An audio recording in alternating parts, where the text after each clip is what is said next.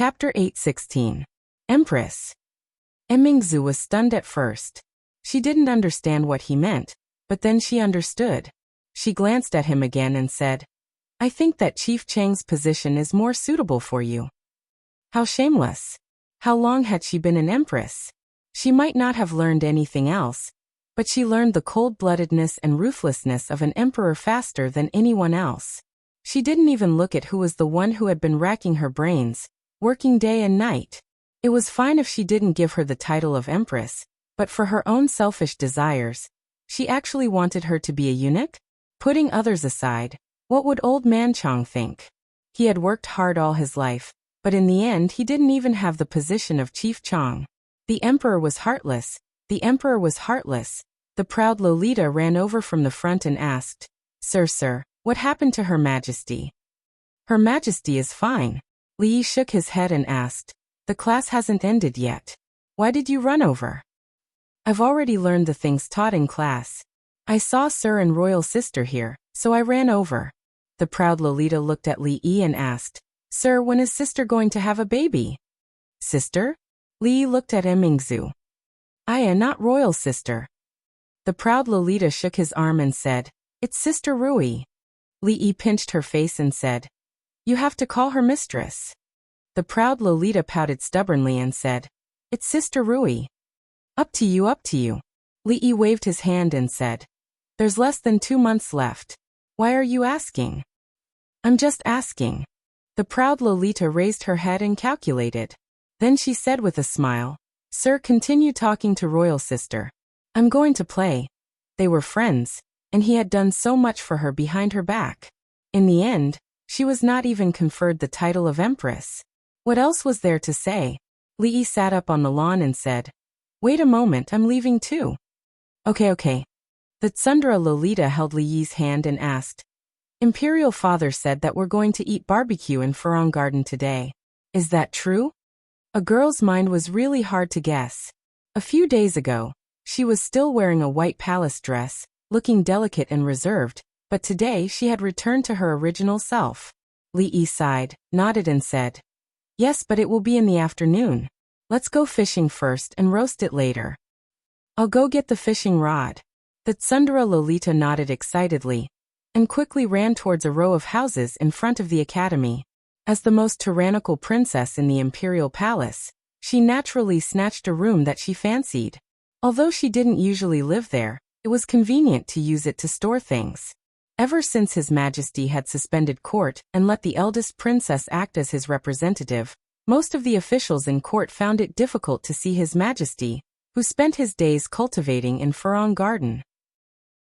However, although the court was temporarily suspended, it didn't mean that the emperor didn't care about state affairs at all. Some of the important officials in court had to report to Furong Garden every few days. If there was a major incident, they had to report it in person. A carriage came from afar and stopped at the gate of Furong Garden. Seng Shichen got off the carriage and walked forward a few steps. He cupped his hands to the imperial guard at the gate and said, Assistant Minister of Revenue, Seng Shichen, specially reports to His Majesty on the flood of the 2 provinces and the situation of the court's disaster relief silver. Please help me report this. The imperial guard cupped his hands and said, His Majesty is busy. Official Tseng, please come in and wait for a moment. Seng Shichen was brought into a garden by the imperial guard. He looked up and saw a person in front of him. After a slight pause, he cupped his hands and said, Official Chen is also here today. Assistant Minister Tseng and Minister of the Imperial Affairs, please wait here for a moment. I will go report to His Majesty. The Imperial Guard said this and turned to leave. Seng Shichen walked over. It's Official Chen's turn to report today? Chen Chong glanced at him. Why are you here? Did something big happen in the Ministry of Revenue? I'm just reporting to His Majesty about the disaster relief silver. The two of them chatted in the small garden. On the other side, Li Yi's grill was almost ready. He looked back and asked, Your Majesty, is your fish ready? If not, please hurry up. It will take some time to marinate it. The old emperor didn't know why he insisted on killing the fish himself. In the end, after working for a long time, he still hadn't caught the fish that the proud Lolita had caught. He couldn't afford to waste time. If he had known earlier, he would have asked her to put the fish in the small tank at the side. Back in the day, we also personally went into battle to kill enemies. Who would have thought that today, we actually couldn't do anything to a mere fish? Emperor Jing panted slightly as he lay on the rocking chair and said, "Changde, come here." As soon as he finished speaking, Changde had already bent his fingers into claws. He only felt his hand shake, and the fish appeared in Changde's hand. Emperor Jing said with some envy, "You old man, the older you get, the more powerful you are." An imperial guard came forward and reporting to your majesty, Minister Chun and Assistant Minister Zeng of the Ministry of Revenue are waiting outside. Let them come in.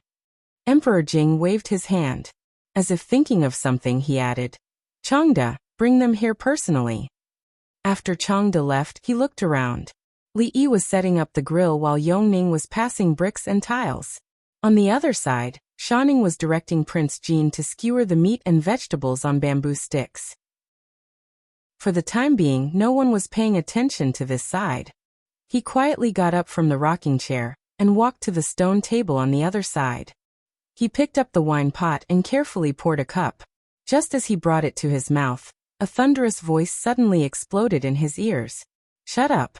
Emperor Jing's heart trembled, and the wine cup in his hand almost fell. Li Yi walked over with his eyes wide open and grabbed the wine cup from his hand. Emperor Jing glanced at him and explained, "This is grape wine." "Grape wine is also wine. Zhen will just take a sip," Li Yi said resolutely. "Your Majesty, you don't know your own body. Even if it is just a cup of wine, it may cause the disease.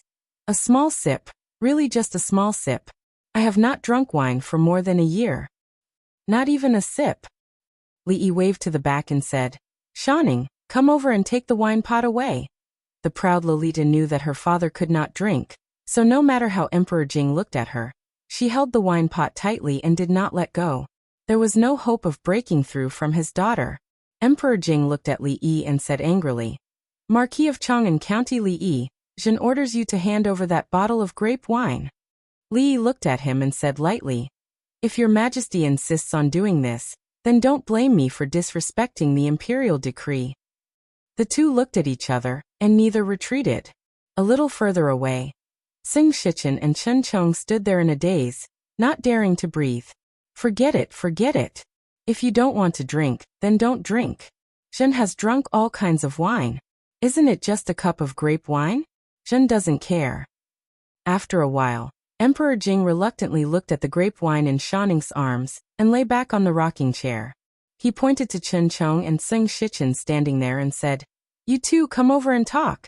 Seng Shichen glanced at the busy Li Yi out of the corner of his eye and walked over. He bowed and said, "Your Majesty, this is the information that the Ministry of Revenue has compiled about the use of the disaster relief silver. Please have a look."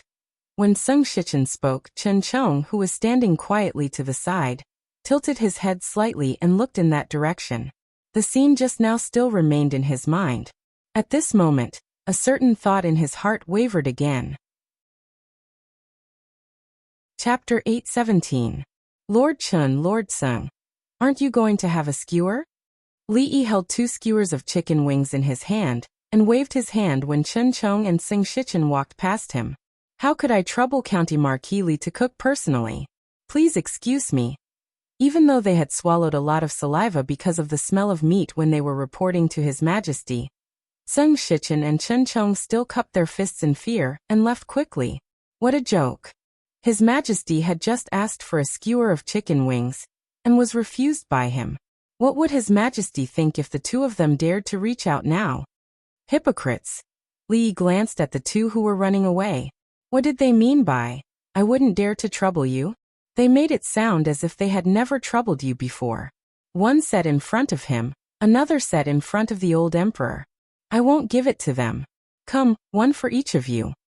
Completely ignoring the old emperor's gaze in the distance, Li Yi gave 2 skewers of chicken wings to Yongning and the proud Lolita. Thank you, sir, the Tsundere Lolita said reservedly, and kissed him lightly on the cheek. Li Yi had already put the other 2 skewers on the fire. Seeing this, he turned his head to the side and said, Hey, I just ate something and my mouth is full of oil. Let me wipe it for you. The proud Lolita took out a small handkerchief and ran over to wipe it. Then she quickly ran back. Humph! Emperor Jing, who was lying on the rocking chair, made a strong nasal sound. Then he turned his head, peeled a grape and threw it into his mouth. He murmured, "Strange, really strange." "Why is it strange, Your Majesty?" Changde lowered his head and asked. Emperor Jing was surprised and said, "Chen Chong is capable, but he usually stands firmly on the side of the king of Shu and the Cui family. When it comes to matters that are disadvantageous to them, he always avoids the important and focuses on the trivial. What is going on today? The aristocratic families are causing trouble everywhere, and I am afraid that the Cui family is adding fuel to the fire. Today, he is unexpectedly so fair and impartial without the slightest bit of bias.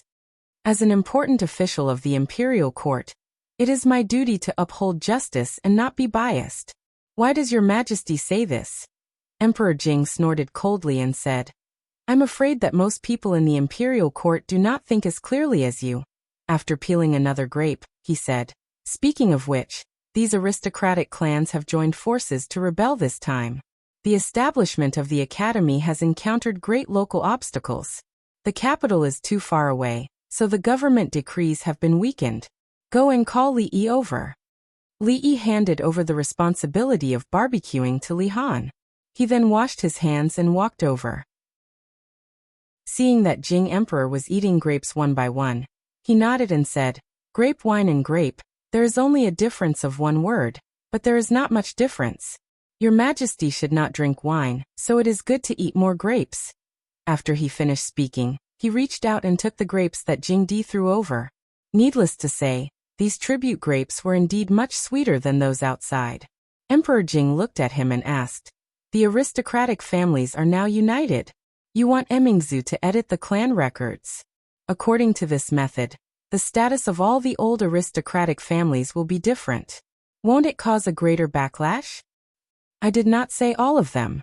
Li Yi ate another grape and said, "For example, the Zhang family of Pingyang, the Wei family of Yinzhou, the Go family of Tongzhou." He named a few names. "These are all good and innocent families. Of course, they should be treated differently. The Zhang family of Pingyang, the Wei family of Yinzhou, the Go family of Tongzhou." Jing Di frowned and asked, "Where are these people?" Before he finished speaking, he closed his mouth again. His face showed a thoughtful expression. After a moment he nodded and said, "Yes, these are all good and innocent families. The imperial court must give them special preferential treatment. Even if no one in their family is an official in the imperial court, their position in the clan records must be slightly raised. Go and continue with your work. Leave 2 strings of wings for me." Jing Di waved his hand and turned back to order. "Come squeeze these grapes into juice for me." Outside Hibiscus Garden, Chen Chong and Sung Shichen did not separate but got on the same carriage. Chen Chong frowned and said, "Your Majesty just said that you want to recompile the clan records. I don't know what kind of storm it will cause." Sung Shichen shook his head. "This is no small matter. Once the clan records is recompiled, in the future, the selection of officials in the imperial court, the marriages between the aristocratic families, and the prestige of the aristocratic families among the people will all change. It can be said that it will fundamentally affect the status of the aristocratic families. It will not be easy for Your Majesty to suppress the old aristocratic families. Recently, the Cui family has been instigating in the background. Those people finally can't sit still anymore." Chen Chong looked outside and said, "Your Majesty's determination to build an academy and support the commoner families is so strong. It is reasonable to suppress them. However, in the past few decades, these old aristocratic families have become unprecedentedly united. I'm afraid that His Majesty's move won't go smoothly. Moreover, their reputation among the people is so high that it can't be destroyed by a single clan records. It's still unknown whether or not it will be recognized by the people after it is recompiled." Sung Shichen shook his head and said, "In terms of prestige, can they compare to the eldest princess? Right now Her Highness is in charge. If she carries it out, who among the people will object?" Chen Chong was instantly speechless. In the past 2 years, the eldest princess had really done too many great things for the benefit of the country and the people. If not for this, His Majesty would not have abandoned all the princes and made her the acting regent. It was precisely because the decrees she carried out were very close to the people's lives that in terms of prestige and reputation among the people, even His Majesty could not compare to Her Highness. Because of the princess, the people who had changed the plight of their families even saw her as a living bodhisattva, and had set up a longevity tablet for her in their homes. Chen Chong suddenly thought of something and asked, "Say, what do you think that Li Yi is thinking?" Sung Shichen looked at him and asked, "What do you mean?" "You saw it just now. His imperial favor is unprecedented. What relationship does he have with His Majesty?" Deep confusion appeared on Chen Chong's face. With his ability and influence, no matter which prince he chooses to support, the chances of the King of Shu ascending to the throne are extremely slim. However, he did not agree to any of the prince's solicitations. Instead, he has always supported Her Highness the eldest princess? Seeing Chen Chong nod, Sung Shichen thought for a moment, then said, "Perhaps he himself has realized that no matter what position he holds in His Majesty's heart, if he participates in the struggle for the throne, he will definitely incur His Majesty's displeasure. Through this method, he is expressing his attitude and stance." Chen Chong frowned. "You mean to say that by not helping either side, he is indirectly expressing to His Majesty that he will not participate in the struggle for the throne?" "What else?" Sung Shichen looked at him and asked, "Does Lord Chen think that he wants to support an empress?" "This of course not." Chen Chong shook his head. However, compared to the last time he had answered this question, he hesitated for a moment longer. Absurd. The clan records uses genealogical traditions to determine the ranks of the clans. How can it be so easily changed? "Duke Zhang, don't be agitated. A middle-aged man supported the furious elder and said, "The court's actions have disregarded etiquette and subverted tradition. It will definitely not be recognized by the world. Duke Zhang, don't worry." The elder looked at him and said disdainfully, "Of course you don't have to worry. Your Zhang clan still has people who are officials in the court. Even if they have really been demoted, it won't be much.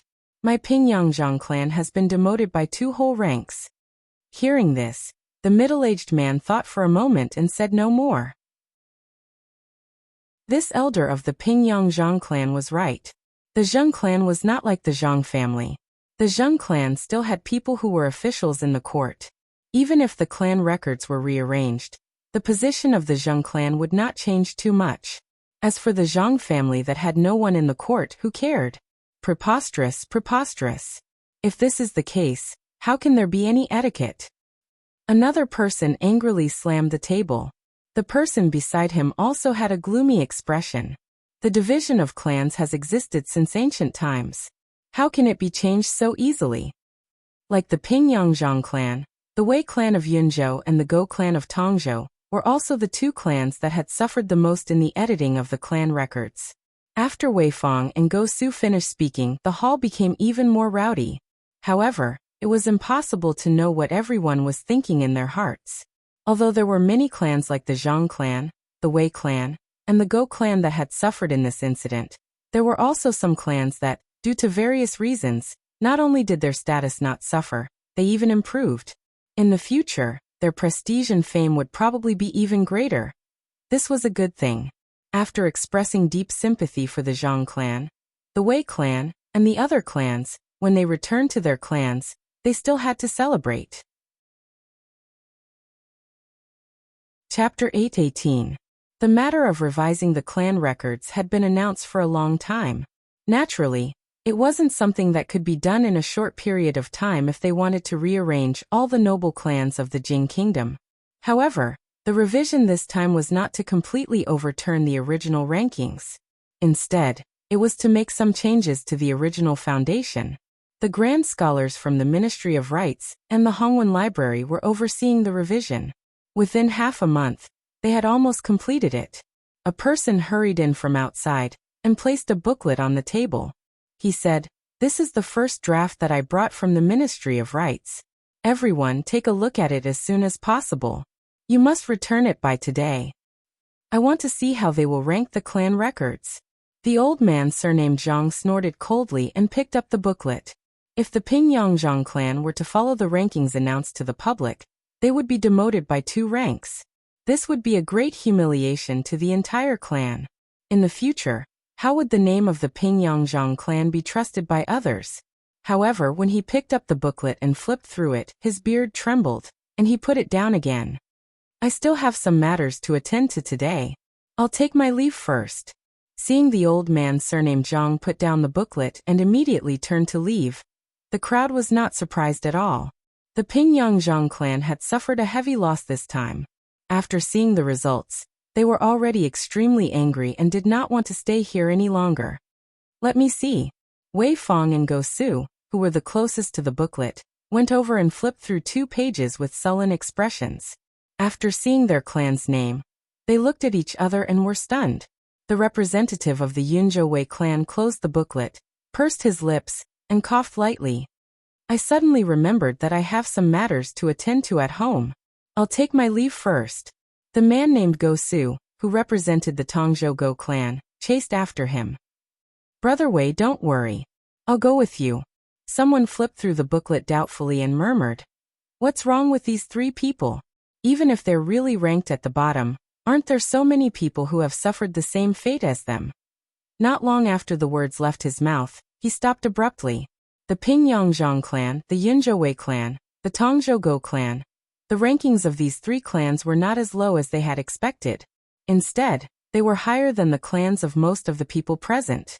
Not only that, but the rankings of several other clans had also exceeded their expectations. What's going on? The Zhang clan, the Wei clan, and the Go clan, could it be that they've already sided with? That's impossible. Didn't you see what they looked like just now? Then how do you explain this? No one could explain it, and no one could understand why these families, who were clearly in the same situation as them, were given preferential treatment in this matter. Why did they do so?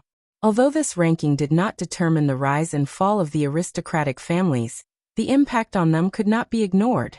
If the new clan records was accepted by the world, would their families still be able to maintain the same respected status as before? While many people were guessing in their hearts, they also looked at some of the people around them with a bit of scrutiny.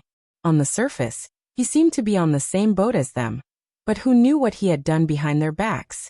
Otherwise, why would there be such an unfair outcome? Who knew how many of them were like Madame Zhang, Madame Wei, and Madame Go, doing one thing on the surface and another behind their backs? Someone frowned and said, "Perhaps the imperial court did this on purpose?" On purpose? Someone sneered. Why did they choose them? Looking at the expressions of the people around them, they found that it was completely different from when they entered the door. As soon as the old man surnamed Zhang returned home, a man came out to greet him and asked anxiously, "Father, how did it go?" The old man surnamed Zhang glanced at him and said, "What do you mean how?"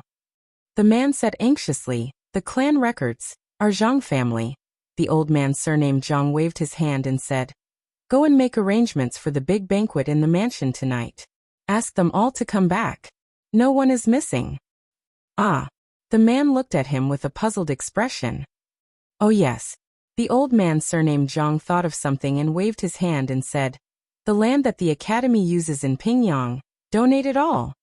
Donate it. The man was shocked and asked, "Father, haven't we discussed it with those people? We won't give in on this matter." "What do you know?" The old man surnamed Zhang glared at him and said, "I said I'll donate it. Don't ask anything else. Go and do your work." The old man surnamed Zhang strode away. The young man stood there in a daze for a long time before he turned around and left with a heavy heart. At the same time, in another mansion in the capital, Wei Fong, who had just returned, ordered the housekeeper, "Quick, send a letter to Yunzhou immediately. Tell them that the Wei family's ranking in the clan records has risen to the 3rd level. Tell them not to make things difficult for the people who are building the academy in the capital, and to help them more. Those who disobey will be punished according to the family rules." Not far away from the Wei family, the person in charge of the Go family in the capital of Tongzhou was also ordering his subordinates. "Don't rest on the way. Go to Tongzhou overnight and tell those rich merchants to donate as much as they can. If anyone disgraces the Go family in Tongzhou, don't blame me for being impolite. Within a day, news of the same content had spread from the capital several times. The Zhang family, the Wei family. These people, what are they doing? The head of the Cui family, Cui Qing's face was gloomy. This matter can only be done if everyone is united. If someone is lax, what others do will be seen by the world. In contrast, won't they be reviled by thousands of people?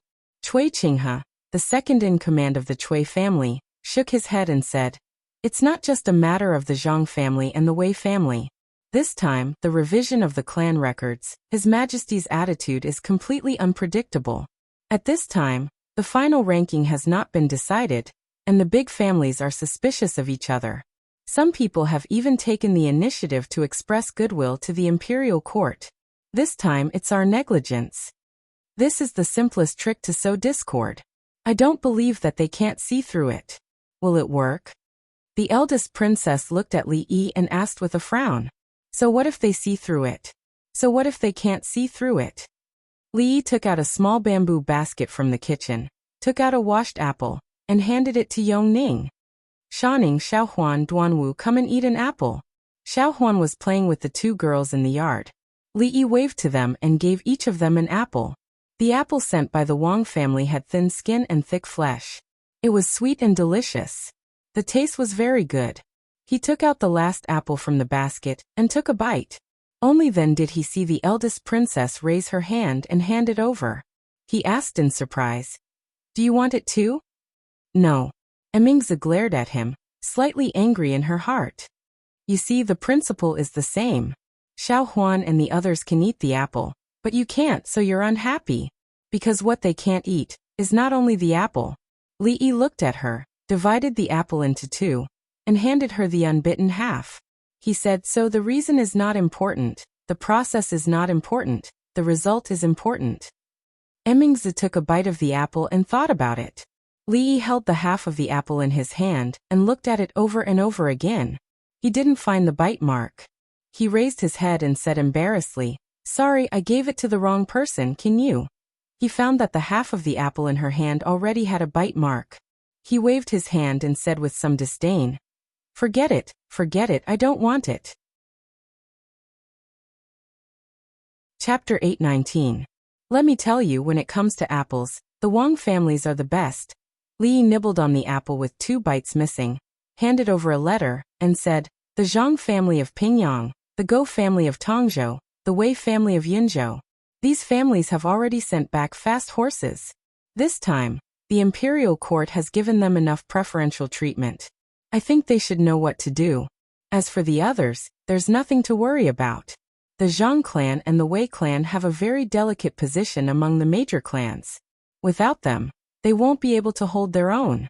If they continue to persist in going about things the wrong way, they won't be able to withstand the public opinion of the people with those clans in the lead." Li Mingzhu looked at him. After thinking for a moment, she said seriously, "You really don't want to think about entering the palace? Power, wealth, glory, splendor. I can give you whatever you want." "I won't consider it." Li Yi shook his head firmly. Power, wealth, glory. He had none of them now. This invitation was not sincere at all. And there was no need to consider it at all. The princess took a bite of the apple and said, "I don't know what they will do next." "No matter what they will do, just take it." Li Yi threw away half of the apple core, clapped his hands and said, "It's good that they will do something. If they are all quiet, I don't know where to start." Whether it was the Yu family's difficulties, the chaos of the aristocratic families, or all the previous events, in most cases, it started with the other party seeking death. If he really wanted to take the initiative to design and target, it would be a waste of time and energy. It would not be as simple and convenient as it was now. However, after suffering so many losses in a row, the king of Shu was still holed up in Shuzhou, and they had also suffered a lot in the capital city or other places. Thinking about it, they should be stable for a while. Rui was about to give birth, and Li Yi did not want to trouble himself in other places. If they could let him spend the new year in peace, should he be more lenient in the coming year? The head of the Cui family, Cui Qingze, put down a letter and said, "There's news from the palace." Her ladyship said that in the next few months, it's better to stay quiet and not move. We only need to pay more attention to the eldest princess. Everyone has seen the eldest princess's performance in court recently. She is even more cautious than His Majesty when it comes to handling political affairs. Someone frowned and said, besides, none of the people she transferred from the various departments are simple people. Isn't waiting for the princess to make a mistake the most inferior method? How could Cui Qingzi not know that this was the most inferior method? However, the more they moved, the greater the loss. In less than a month, the Yu family was gone. The aristocratic families that had united with great difficulty also became distracted and had different thoughts because of a broken book. The eldest princess or County Marquis Li dealt with every move accurately and ruthlessly. How could they dare to make another move? Without absolute confidence, he didn't dare to make any rash moves. After careful calculation, he didn't dare to calculate how much power the King of Shu's faction had lost in the past 2 years. There was no fight for the throne, and there were no factions attacking each other. How could the situation become like this? After careful consideration in the past few days, he didn't have full confidence in something for the first time. In short, we need to be more stable these days. We also need to restrain the children in the family. Don't let anyone get hold of us. Cui Qingzi stood up and waved his hand in annoyance.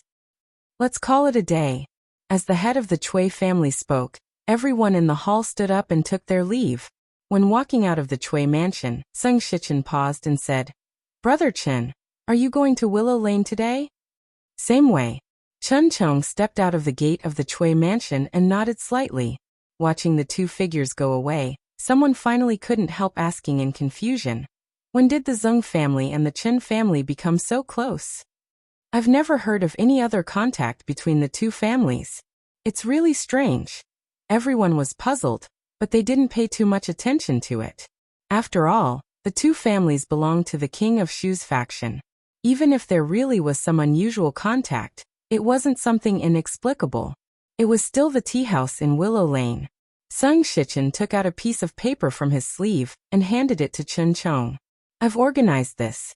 It's a summary of all the major and minor events that have happened in the court in the past 2 years, as well as the gains and losses of the King of Shu's faction.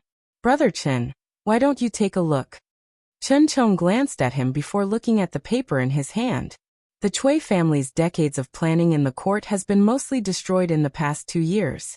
The King of Shu's current advantage is that he is the eldest son of imperial concubine Cui. He only has this identity as the eldest son of the emperor. Sung Shichen's gaze wavered. Unfortunately, everyone, including the Cui family and imperial concubine Cui, has been blinded by this identity. They seem to have forgotten that the one who ultimately decides this matter is His Majesty. His Majesty's attitude towards the King of Shu is really not the same as how he treats the eldest son of the emperor. Although His Highness's actions were too muddle-headed, he has already been sent to Shuzhou for a year. His Majesty's body is unwell, and he would rather choose the eldest princess than summon His Highness back. I really can't understand. Gains and losses. Chun Chong put down the paper, the corners of his mouth twitching. I'm afraid there are only losses and no gains. Li Yi escorted 3rd Miss Chen out of the courtyard and said, There's still about a month left. The imperial physician will take her pulse every few days. Yesterday, I invited Master Tan Yin over to take a look. Everything is fine. You don't have to worry. These days, he rarely came here, but every time he did, he would run into her. That's good. 3rd Miss Chen nodded with a smile. Seeing the figure at the entrance of the alley, she said, It's getting late. I'm going back. Seeing Chun Chong leave with her, Li Yi turned his gaze to Sung Shichen, who was standing to the side. The last time I saw Minister Qin, he said that the Ministry of Revenue was very busy, and Her Highness had sent another person away, so he was a bit busy. Li Yi looked at him and said doubtfully, Assistant Minister Zeng seems to be in such a good mood every day. It doesn't look like he's very busy. Sung Shichen smiled and didn't mind. He said, This time I'm specially waiting for County Marquis Li. Waiting for me? Li Yi looked at him in surprise. Sung Shichen looked at him and stretched out his hand to the side. He said, I wonder if County Marquis Li can come to the tea house for a chat? The Zeng family was firmly on the side of the King of Shu. Although they weren't mortal enemies, they were definitely not friends. If he had to link it to something, it would be because he ate her dumplings without paying. The dumplings made by the Marquis of Chang, and couldn't be compared with a cup of tea, right? Although the price of this cup of tea wasn't low, this tea house was opened by his family. Although it was expensive, it was only for style. As for the cost, it was not worth mentioning to others. Chapter 820. Does County Marquis Li know what drunk Imo likes to eat the most? After the two of them sat down, Sung Shichen didn't directly say what he wanted to talk to Li Yi, but asked a question without any rhyme or reason. Fish. Li Yi picked up the teacup and said without hesitation. Sung Shichen didn't show a surprised expression on his face, and asked again. Then does County Marquis Li know what she doesn't like to eat the most? Li Yi took a sip of tea, glanced at him and said, it's also fish. Before Sung Shichen asked, he explained, she likes to eat fish, but when she was a child, she was stuck by a fishbone. Every time she eats it, she will carefully pick out the fishbone. She thinks it's very troublesome, so she likes to eat fish very much, but she doesn't eat it often. A strange expression flashed across Sung Shichen's face. He pursed his lips and asked again. Then do you know what color of clothes drunk Imo likes to wear the most? Li Yi glanced at him and said, you must think that I won't say white because she doesn't usually wear white clothes, but in fact she likes white. She just thinks it's easy to get dirty when wearing white clothes to paint. So she's too lazy to wear it. Sung Shichen coughed to cover up his embarrassment, because he did think so in his heart. These habits of hers were cultivated since childhood. If it wasn't someone very close to her, it would be impossible to know. Li Yi took a sip of tea and added, in fact, not only white, she also likes pink, purple. Sung Shichen looked at him and asked, why don't I know? Of course you don't know. Li Yi glanced at him disdainfully. If this assistant minister Zeng even knew this, did he think he could still sit here and talk to him now? Seeing that Sung Shichen seemed to be about to speak again, Li Yi waved his hand and said, she likes to eat fish, and her favorite color is white. She likes to eat dumplings with lotus vegetable filling. She likes to paint, especially landscapes and three-dimensional paintings. She likes to eat osmanthus cake. She is best at playing the zither.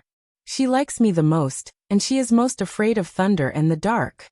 Her birthday is June 7th, and 9063, 9134C. At this point, Li Yi didn't plan to continue. Although he could still say a lot, it wasn't convenient to tell an outsider about the small mole above her left chest. As Sung Shichen listened to him speak one by one, the teacup in his hand hung in the air. After a moment he sighed and added, there are some things that Nan Nan didn't tell you. She also likes to eat Suji's candied plums. It's on Dong Street, but now it's been renamed to Fuji. Also, Nan Nan.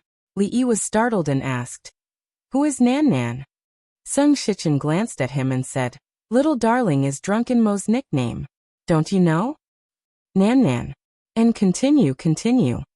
She only said a few things about her past. Hearing this, Li Yi immediately became spirited. It seemed that this assistant minister Zeng wasn't completely useless after all. Just as Sung Shichen opened his mouth, he thought of another thing and said in surprise, 9063, 9134? What is this? This is her favorite number. Li Yi waved his hand and said, this is not important. Continue, what other interesting things about her when she was a child? Seeing the extremely interested expression on his face, Sung Shichen calmed down and took a sip of tea before looking at him and slowly said, County Marquis Li is a young hero and has a great influence in the court. He is also highly regarded by His Majesty, and was given the title of Minister of Honor. Now that His Majesty is ill, the Eastern Palace can't be without a ruler for a long time. I wonder which of the princes in the court is most suitable to enter the Eastern Palace? Whether the Eastern Palace belongs to the Eastern Palace or not, what does it have to do with us? Li Yi shook his head and said, Lord Zeng, tell me about Drunken Mo about Nan Nan. Sung Shichen shook his head and said, County Marquis Li, you are wrong. As an official, we should share the emperor's worries. This matter concerns the future of the country. How can you say it has nothing to do with us? This matter should be decided by His Majesty alone. As an official, you should know your place and don't say too much. His Majesty has always been wise and listens to my opinion. This matter, the King of Shu definitely has no chance. Don't waste your time. Let's talk about serious matters. What other interesting things did Nan Nan do when she was a child? Sung Shichen's hand holding the teacup trembled, and he didn't wipe the tea that fell on his hand. He looked up at Li Yi and asked, "What do you mean by this, County Marquis Li? What do you mean by wasting your time?" Li Yi knocked on the table and looked at him with a frown, saying, "Lord Zeng, I came here with you to talk about serious matters. If you continue to use these messy things to change the topic, I will leave." Saying this, he picked up the cup of tea in his hand.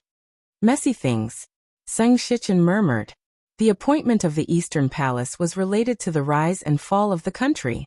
If he had said this in the court, he would have been drowned by the spittle of all the officials in the court. However, at this time, he couldn't care about this. Who could imagine that the Chui family, the prominent Chui family 2 years ago, the King of Shu who was like the sun at noon in the court, would end up like this in just 2 years? Since the King of Shu had no chance, don't waste your time. Sure enough, the things that happened in the past 2 years were not unintentional. Was this his attitude? In this case, he should have a lot of backup plans? Sung Shichen looked solemn.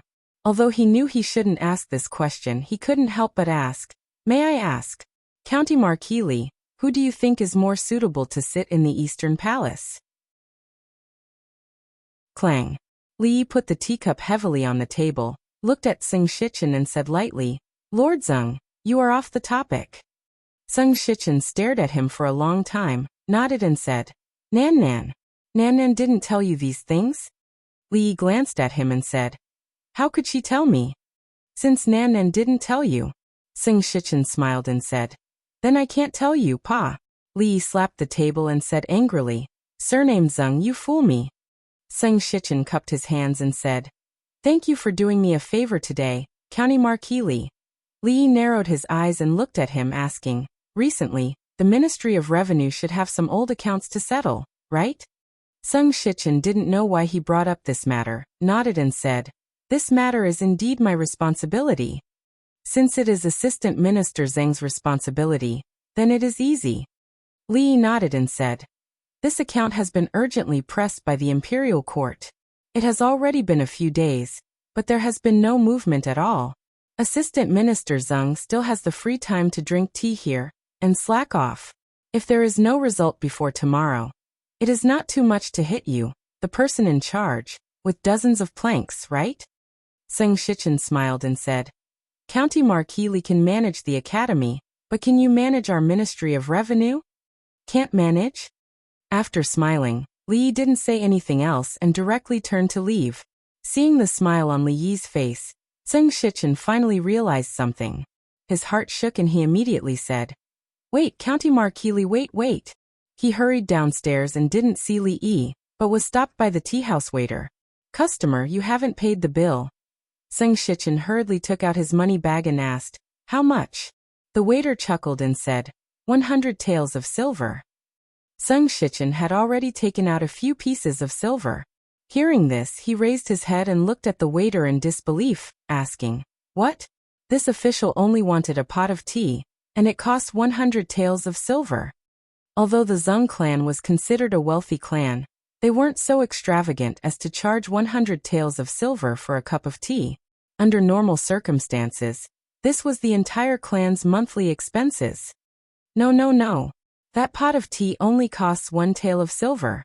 The waiter shook his head and said, "But young Master Li said that an inch of time is an inch of gold. You've wasted a lot of his time.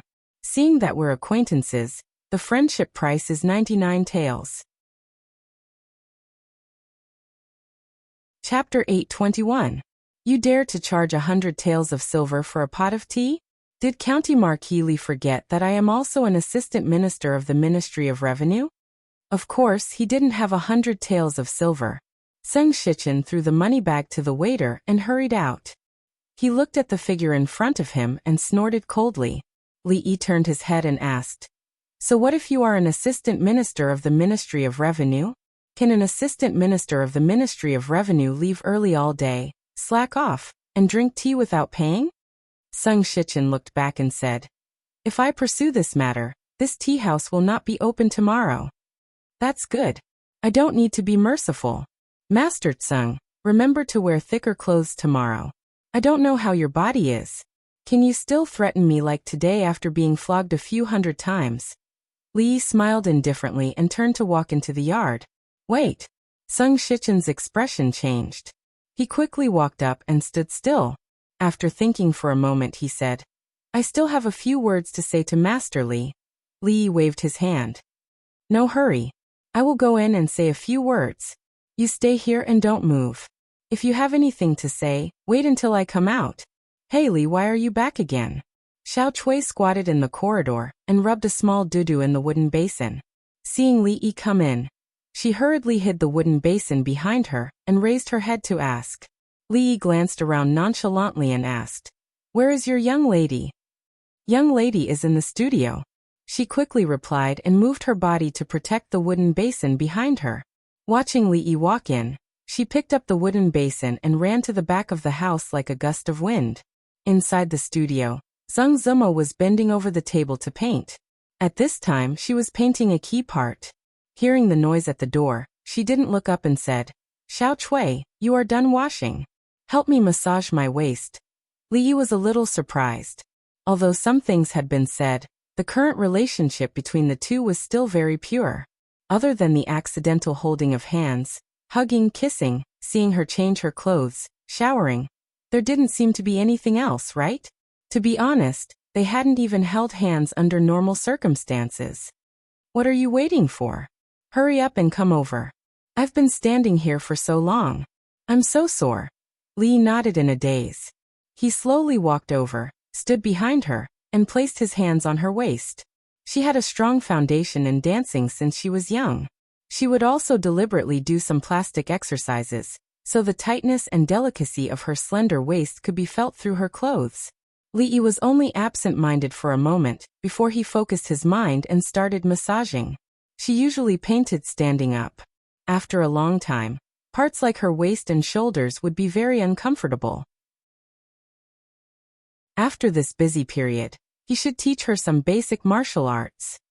He didn't expect her to become as powerful as Mississippi Lu and the Princess Royal. It would be good enough if she could strengthen her body. Xiao Chui, you have made great progress these days. Your technique is also different from before. Where did you learn it? Zheng Zimo finally finished this part. She put down the brush and looked over. No, it's not 63. Li looked at her and asked, did you not eat well recently? How did you lose weight again? Ah. Goddess Luoshui was like a frightened rabbit. Her body trembled, and she immediately jumped away. She said with a red face, why is it you? Xiao Chui is washing her underwear outside, so I came in by myself. Li Yi explained. He glanced at the painting on the table and said in surprise, who is this painting? He is so handsome and elegant. Zheng Zimo glanced at him and said angrily, bah, shameless. How can you say that about yourself? Li frowned and said, but Nan Nan, you didn't handle it well here. Where?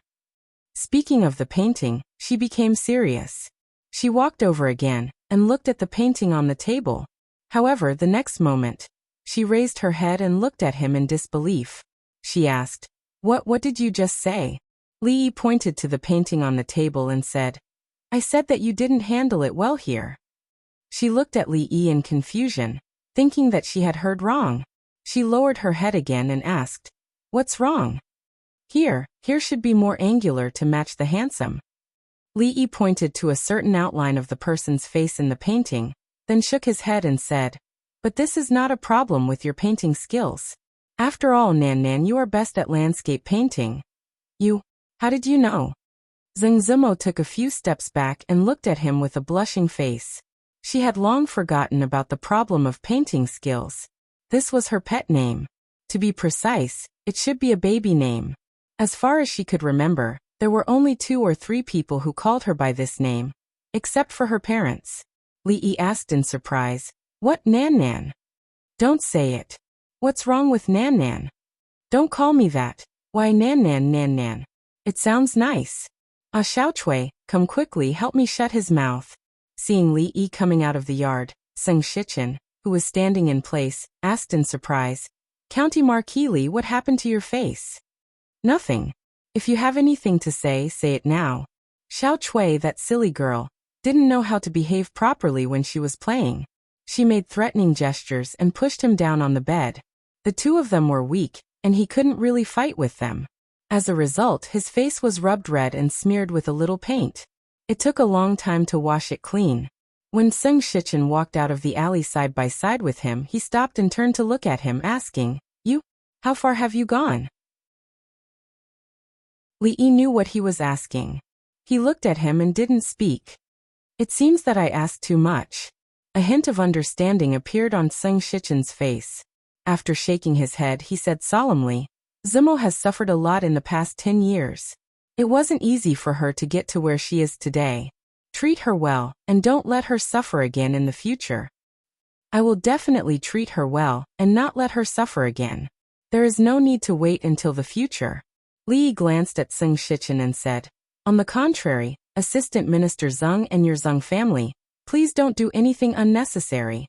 The great change that the Zeng family suffered more than 10 years ago was still a scar in her heart that couldn't be easily opened. Even Li Yi didn't dare to mention those things easily. Although the Zeng family was small, it had a great impact on her. Seng Shichen looked up at him and said, County Marquis Li, don't forget that Zimo's surname is Zeng. She is a member of our Zeng family. I'm afraid it's not appropriate for you to say this. That was in the past. Li looked at him calmly. It won't be in the future. You. Seng Shichen's face showed anger, but Li Yi didn't look at him again and turned to leave. Watching him get on the carriage, Seng Shichen stood there for a long time. At a certain moment, the anger on his face disappeared, and a faint smile gradually crept up. In this way I can rest assured. He murmured and turned to leave. The smile on his face disappeared, and he seemed to be in deep thought. King of Shu, what a waste of effort. In the carriage, Fong tilted his head and looked at him. Young master, are we going home? Yes.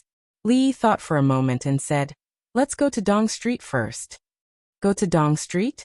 The sloppy old man opened his eyes and asked, Why do we go to Dong Street? From here, we almost have to go around half of the capital. I told you to go, so go. Why do you talk so much nonsense? Fong shook the reins, glanced at him, and said in a bad mood. Coming out of Fuji, Fong's mouth was full, but he didn't forget to praise, Young master, the candied fruits of Fuji taste really good. The sloppy old man threw a piece of dried fruit into his mouth and nodded. Fuji's candied fruits and pastries are famous in the capital. More than 10 years ago it should be called Suji. Suji Fuji. Why don't we call it Su Fuji from now on? Li Yi carried the box full of candied fruits and pastries into the carriage. He turned back and pointed to the shop on the side, and said to Fong, Buy it. Chapter 822. Xiao Huan held a big box of candied plums and asked, Young master, do you want to give some of these candied plums to Miss? Li thought for a moment and shook his head. Forget it. Miss likes to eat sour food now, and doesn't like sweet food. Let's talk about it later. The little maid nodded, blinked her eyes and asked, What about second Miss? Li Yi waved a paper bag in his hand and said, I'll send it to second Mississippi. You can ask someone to put it in the freezer first. Speaking of which, he had been back for a while, but he didn't see Mississippi Lu practicing outside. She should be in her room. Li Yi carried the paper bag with the candied pastries and walked to the door of her room. The door wasn't closed, so he pushed it open gently. He looked into the room and said, I bought some candied plums on my way back. Do you want to? Mississippi Lu was really in her room, sitting on a small stool. In front of her was a wooden basin with water. And Li felt very strange. Could it be that today was really a special day? Was there any ceremony or custom for women to choose to wash their underwear on this day? Mississippi Lu looked up at him, and Li looked down at her and the wooden basin. It was pink and embroidered with lotus flowers. If I say that I didn't do it on purpose, would you believe me? Li asked with a sincere face. Mississippi Lu took the pink belly band out of the wooden basin and hung it in the room. Then she asked, "What's the matter?" Li raised his hand and gestured to the paper bag in his hand. "The candied plums of Fuji are very delicious. Do you want to try it?" "Put it there," Mississippi Lu said lightly. After glancing at him, she walked over and stared at his neck. Li Yi's heart inexplicably tightened and asked, "What are you looking at?" Mississippi Lu looked up at him. "What do you think?" "Don't tell me there's another lipstick?" Li Yi couldn't see what was on her neck. Even if there was, Fong should have reminded him just now.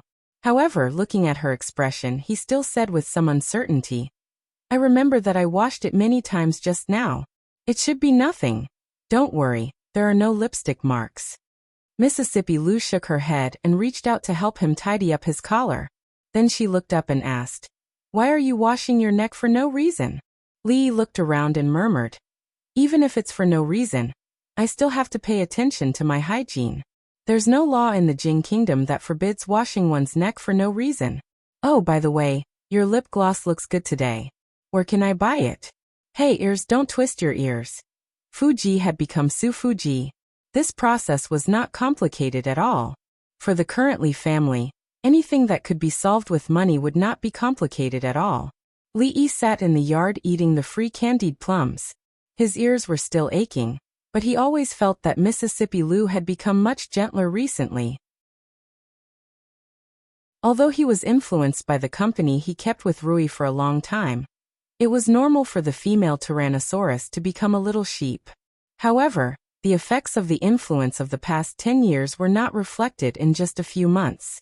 Compared to drawing out her sword at the slightest disagreement, twisting ears was already considered very gentle. As for the sudden gentleness of Mississippi Lu, he actually felt a little uncomfortable in his heart. Then he felt that it was a little cheap. Could it be that he had subconscious tendencies of being a masochist? Then he felt that he was thinking too much. After all, he didn't always provoke her for no reason. Looking at Mississippi Lu, who was practicing swordsmanship at the side, he considered a certain question for a long time.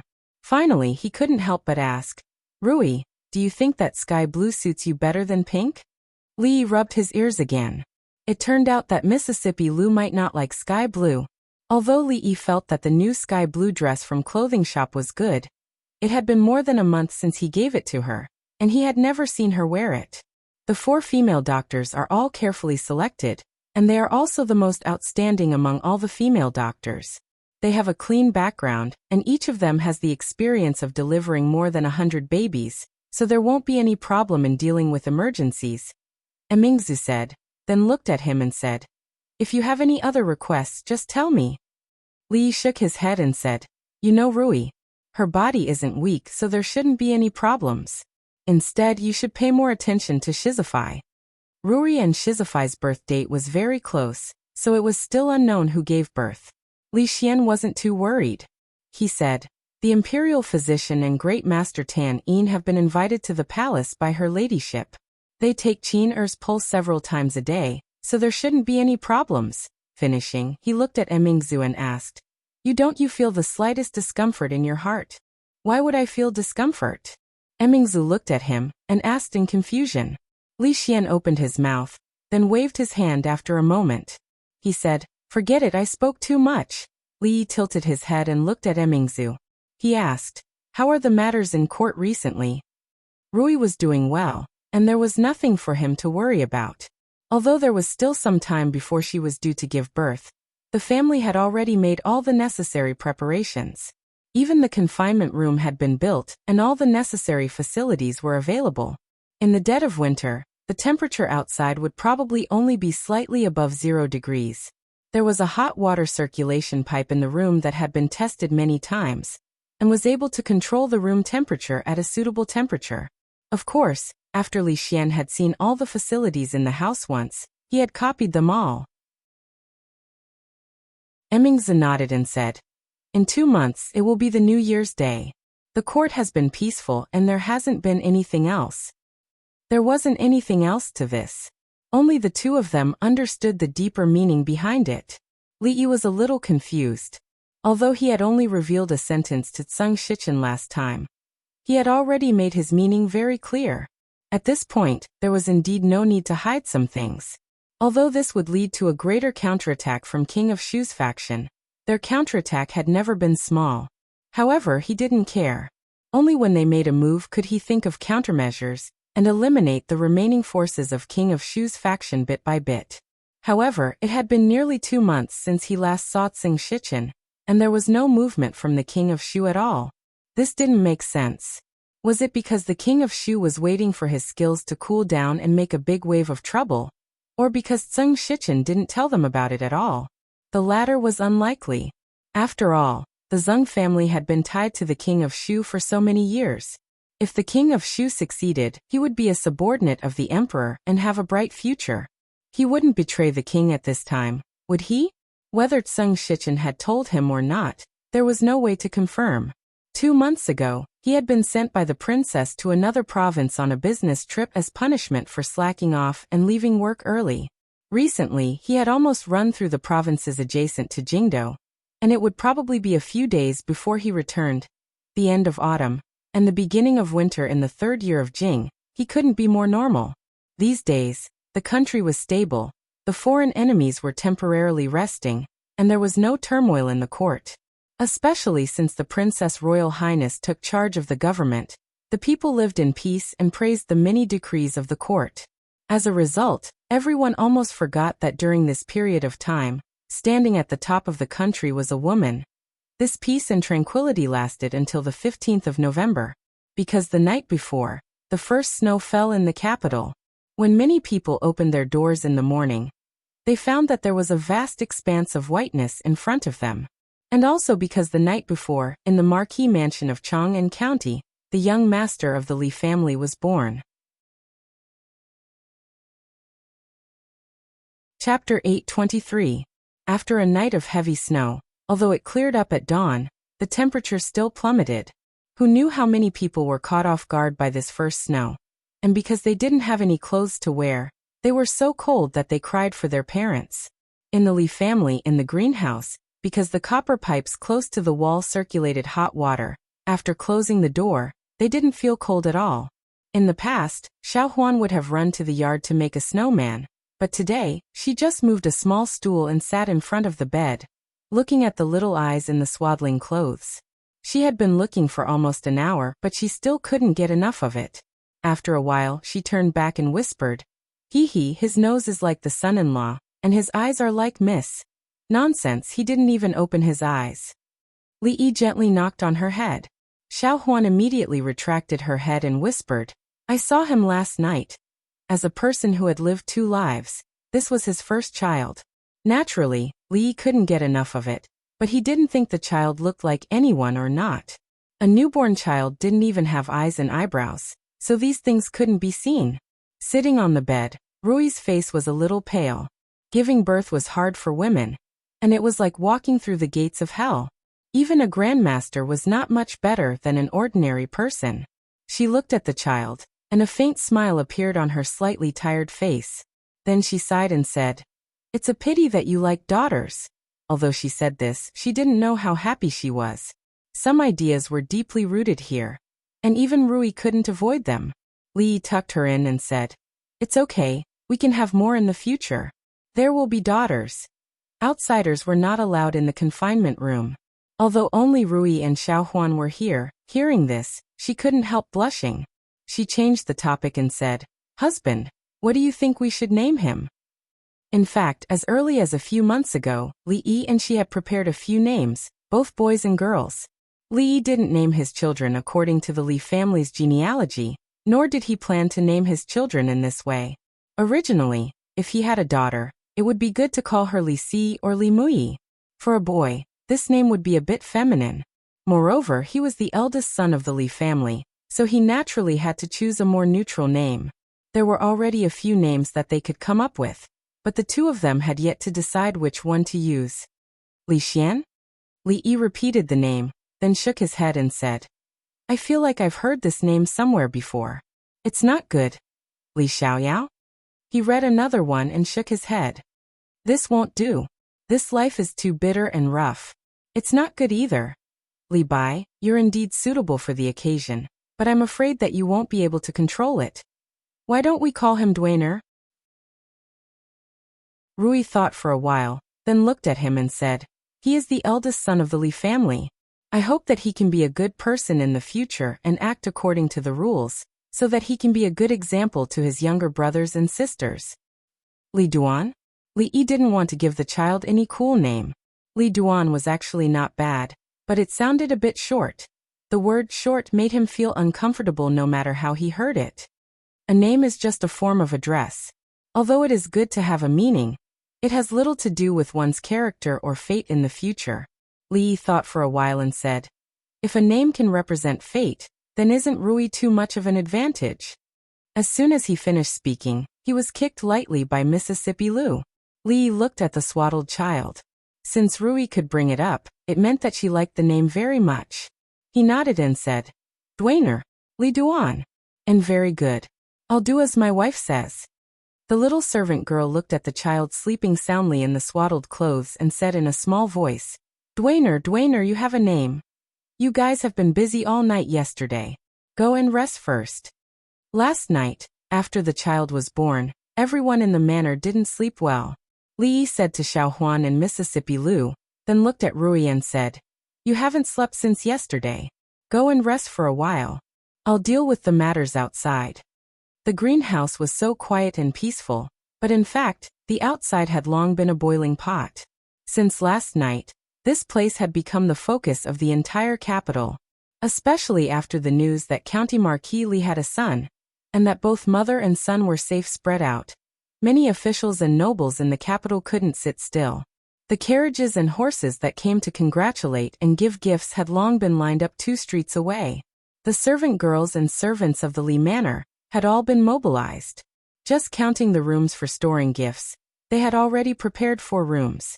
The youngest marquis in the court, the youngest minister of the golden-purple imperial court, and the emperor's most favored official. Even the nobles and officials who usually didn't have any interaction had to prepare enough gifts at this time. The old emperor's edict came early in the morning.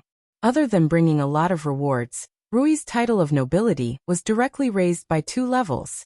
After that, there was also the empress's decree, the princess's manor, the crown prince's manor, and more than a dozen carriages of gifts. Usually Li didn't like to socialize, but today was different. Others came with gifts, so he had to go through the formalities. Just this formalities took him from dawn to dusk. When a servant came to tell him that the madam and the child had both woken up, and that the madam was talking inside, Li found that the sky was already a bit dark. Dwainer, Dwainer, this is a good name. The smile on the face of the madam of the Li family hadn't stopped since last night. The old woman had been living in the manor for the past few days. She had originally fallen asleep yesterday, but she was suddenly woken up and hadn't slept since. Before the child was born, she seemed to be more anxious than Li Yi.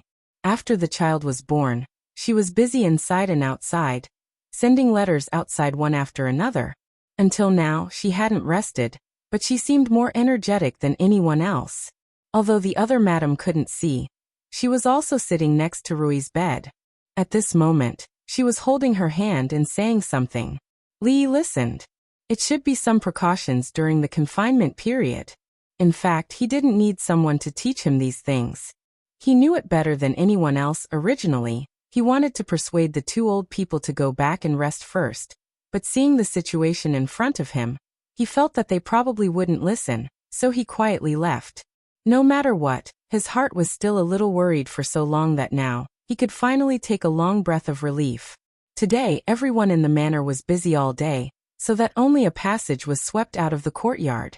In the courtyard, around the stone table, there was still a layer of not too thin snow. Li Yi cleared a stone stool and sat down. Not long after, there was a crunching sound of stepping on the snow. Li Xian looked tired. He cleared another stone stool, sat next to Li Yi and asked, "Are you busy enough today? How do you have time to come over?" The reason why Li Yi asked this was because this afternoon, there was news from the palace that Li Xian's heir consort had also given birth. Both the adult and the child were safe, but it was a girl. Li Xian probably didn't have any other thoughts about this, but the heir consort would probably be sad for a while. Li Xian shook his head and said, "Her ladyship said that she needed to rest, so I stayed with her for a while. When she fell asleep, I directly came over. Congratulations. Li cupped his hands in a salute. Li Xian casually replied. Congratulations to you too. The heir consort's body was weak, and it would probably affect the child. Li Yi looked at him and asked, how is the child's health? Speaking of his daughter, a smile appeared on Li Xian's face. He said, when she was born, she cried loudly and her body was a little weak, but the imperial physician said that she was fine for the first month, and then there were no problems. What about the heir consort? Li Xian shook his head and said, she's fine. Her body is a little weak, and this time her vitality might have been injured. She needs to rest, but it's not a big deal. However, she has always wanted to have a son. Li Yi could understand the heir consort's thoughts, but this matter couldn't be forced. He stood up and patted Li Xian's shoulder, saying, if there's nothing else, try to persuade her. Actually, it's not bad to have a daughter.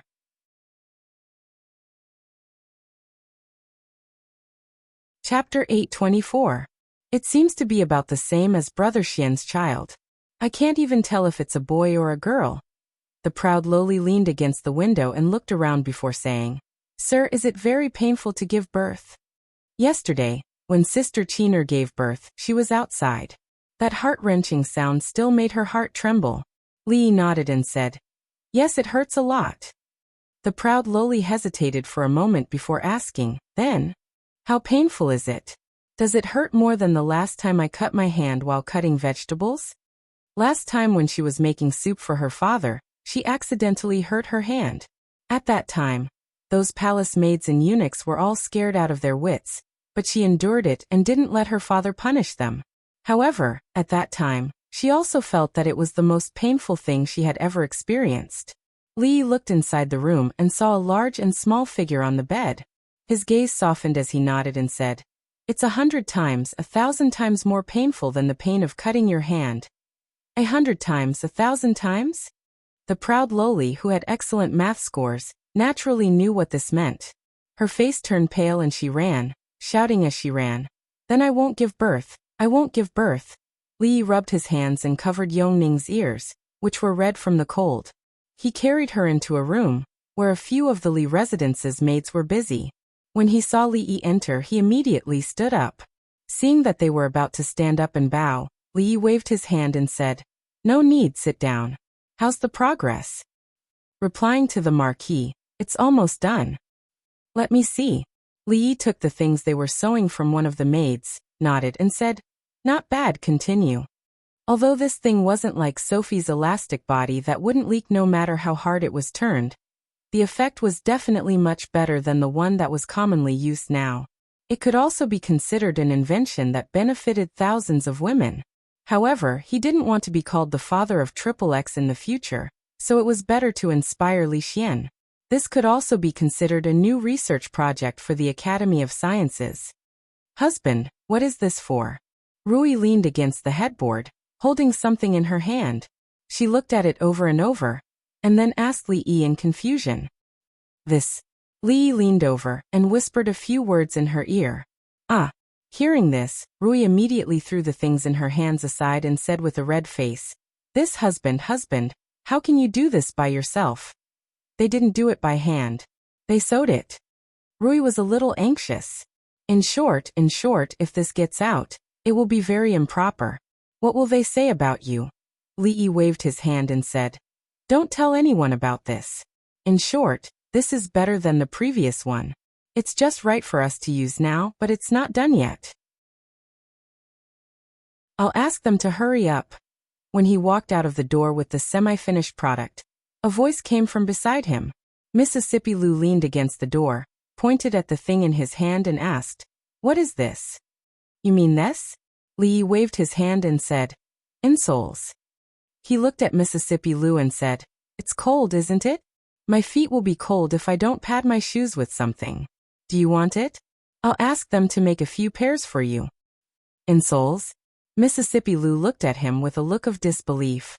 She pointed at the parts that extended from both sides of the insoles and asked, what is this? Wings. Li looked at her in surprise. Don't you think the insoles with wings are very beautiful?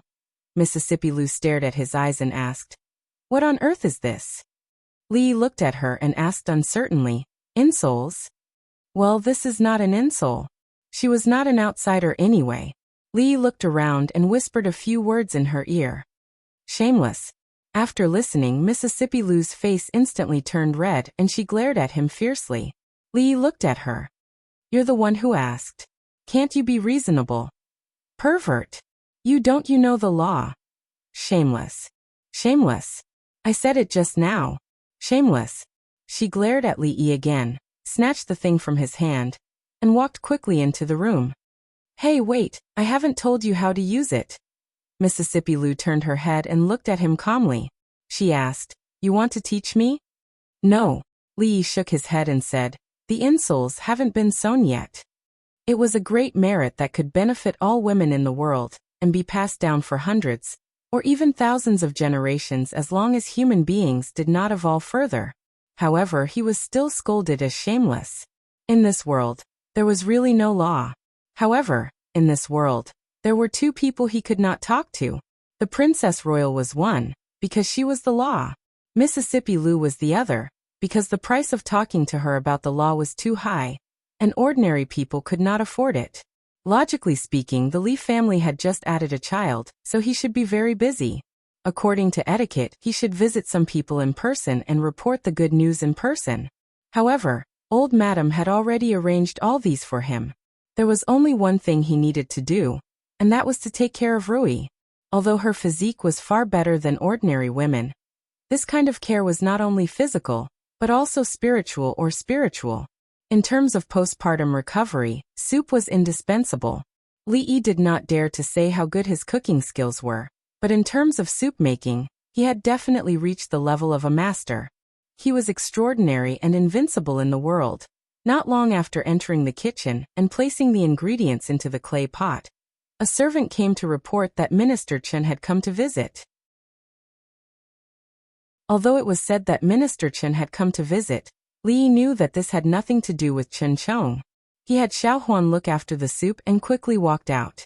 Outside the residence, Chen Chong stood at the door, rubbing his hands in the cold.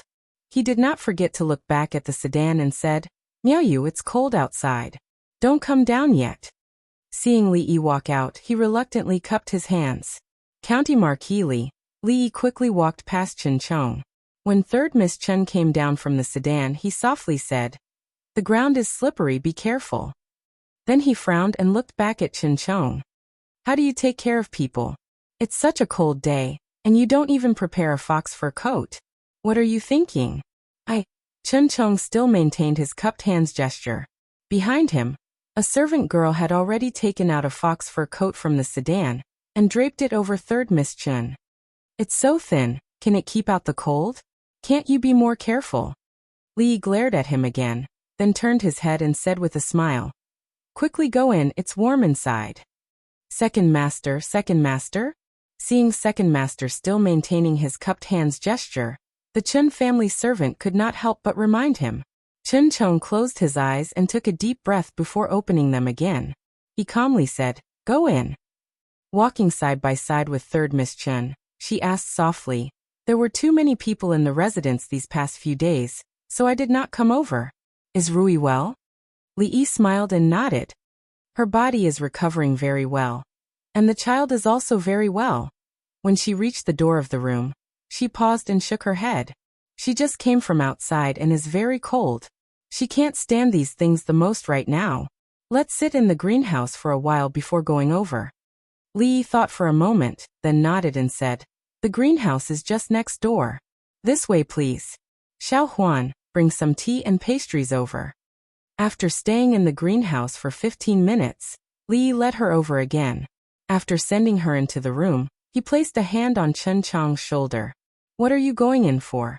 Don't you know any manners? Chen Chong's face twitched. He was about to explode when a petite figure ran over from the other side. Chen Chong froze for a moment, then quickly retracted the anger on his face. He immediately bowed. This lowly official pays his respects to Princess Shaning. The proud Lolita ignored Chen Chong. Holding Li Yi's hand, she blinked pitifully and said, Sir, can I only have one child in the future? Chapter 825. What did the princess just say? After sending the proud Lolita off to play with Duan Wu and Yong Ning, Ching finally couldn't help but turn his head and ask, "How would I know what to give birth to?" Li calmly glanced at him. "How about I call the princess over, and you ask her face to face?" Ching naturally didn't dare to ask her face to face. He asked in confusion, "Then what did your highness just say? Only one?" Li shook his head and said, "Perhaps she was talking about giving birth to a child?" Ching disdainfully glanced at him. It was one thing to have an ambiguous relationship with the eldest princess, but how old was Princess Shining? If he remembered correctly, Princess Shining was only 14 years old. According to the current laws of the Jing Kingdom, she was not yet of age. No matter how much the emperor favored him, could he bear the crime of abducting the little princess? After entering the room and sitting down, Li did not say anything. Although Ching was a person who did not know how to read people, and Li did not like him no matter how he looked at him, it was not a good idea to leave him here alone. When the third young mistress came out later and saw him here, she would not feel good either. Ching knew that Li was very dissatisfied with him, but they were under the eaves. Even if he was displeased, he could only endure it for the sake of his third sister. However, there was a limit to a person's patience. Even though this was a warm room, after a long time, the tea would turn cold and not taste good. The two of them were silent for a long time. The pastries that had been placed here had long been eaten by Li alone. If he didn't even have tea to drink, he really didn't know what to do. "The tea is cold." Ching finally couldn't help but remind him. Li glanced at him and said, "Herbal tea can clear away heat and relieve heat. It also has the effect of lowering internal heat. Official Chen seems to have quite a temper, so why don't you drink some more?" Ching took a deep breath and said, "This official has been in a very good mood recently. I don't have any temper." Official Chen even has a pimple on his forehead. This is a sign of excessive internal heat. It's just that I've been sleeping a little late these past 2 days. Not only that, Lord Chen's eyes are bloodshot, and the corners of his mouth are rotting. These are all signs of excessive internal heat. I wonder if Lord Chen has been feeling thirsty, and has been suffering from insomnia for the past few days. Pa. Ching slammed his palm on the table. His eyes were bloodshot, and his breathing was ragged. He bellowed angrily. This official said that there's no such thing. All right, if Lord Chen says there isn't, then there isn't. Li nodded and waved to a maid standing at the door. Go, bring another pot of herbal tea for Lord Chen. This Lord Chen really treated his kindness as ill intent.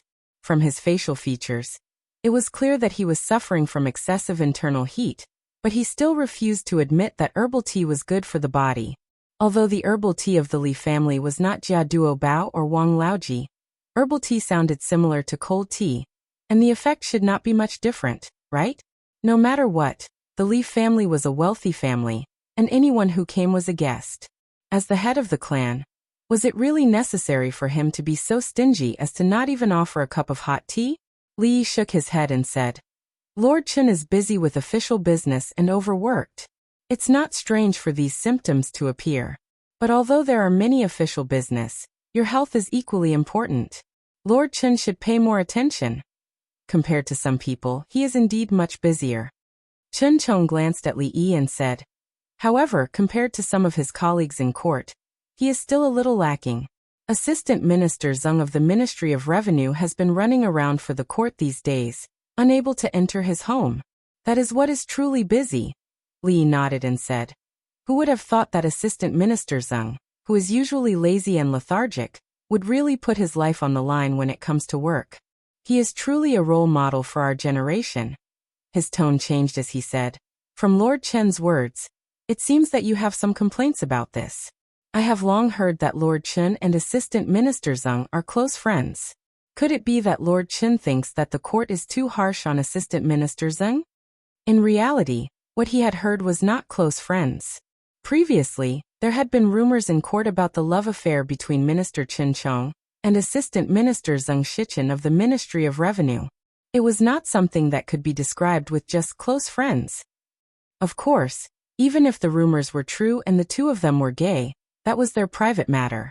As outsiders, they had no right to meddle in their affairs. There are no complaints. However, a few days ago, when Assistant Minister Zeng and County Marquis Li were chatting in a tea house, there were rumors that the two of them did not get along.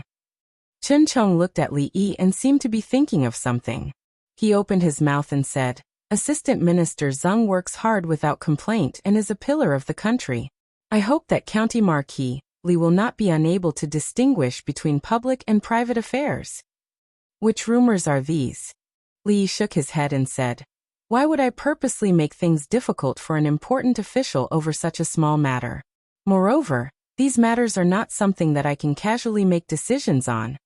Li took a sip of tea, but he was truly puzzled. Looking at Chen Chong's appearance, Zeng Shichen clearly did not reveal the conversation between the two of them that day. No wonder the King of Shu's faction had been too quiet these days. It was so quiet that even he was not used to it. He had originally thought that since they were able to endure all this and did not reveal it, it would definitely be a thunderous blow. Now, it seemed that Zeng Shichen had not told them what happened that day at all. Not normal, this was really not normal. While Li Yi was thinking about these things, Chen Chong's gaze was also fixed on his face. That day he knew that Zeng Shichen and Li Yi had a brief conversation. But Zeng Shichen had always been secretive about what they had talked about, and was unwilling to reveal it. This made him even more puzzled. Of course, other than puzzled, there was also a trace of annoyance, or perhaps anger. Between the two of them, there were clearly some things that had been said very openly. At the very least Chen Chong did not hide too much from Zeng Shichen, but the conversation between him and a third party, Li Yi, had actually been kept from him. Hateful. This was truly hateful. Official Chen, what's wrong? Li Yi looked at Chen Chong, who was suddenly filled with anger and had clearly lost his composure, and asked in confusion. It's nothing. Chen Chong glared at him fiercely and drained the cup of herbal tea in one gulp. Li Yi did not pay too much attention to it. He was just surprised by Zeng Shichen's behavior. To hide such an important matter and not report it, he was clearly an extremely unqualified teammate. Although Assistant Minister Zeng wasn't a good teammate, he was clearly a good opponent. Originally, he had wanted to ask him if the Cui family had made any moves recently. However, Sir Zeng had been working hard for the people these days, and hadn't been able to see him for a long time. He didn't know if he could get any useful information from Steward Chen. Li Yi took down the teapot from the stove, and poured a cup of hot tea for him. He casually asked, What has Official Chen been busy with these days? Chen Chong held the teacup to warm his hands and also casually replied, Nothing much, just thinking of a way to transfer His Highness, the King of Shu, back from Shuzhou. Capital Magistrate Dong Wenyan will soon be transferred to the Secretariat of Governmental Affairs. This position is extremely important, and needs to be fought for. Also, Great Scholar Chu, who is known as the Scholar of the Jing Kingdom, has returned to the capital to give a lecture. The Chu family also needs to contact and recruit him. Li really spat out a mouthful of tea. These two people were extremely important to the King of Shu's faction. Zeng Shichen knew about it but did not report it, and Chen Chong had casually leaked such important information to the enemy. Look, what kind of people the King of Shu and the Cui family had recruited. Under such circumstances, if they were allowed to succeed, where was the justice of the heavens? Where was the justice of the heavens?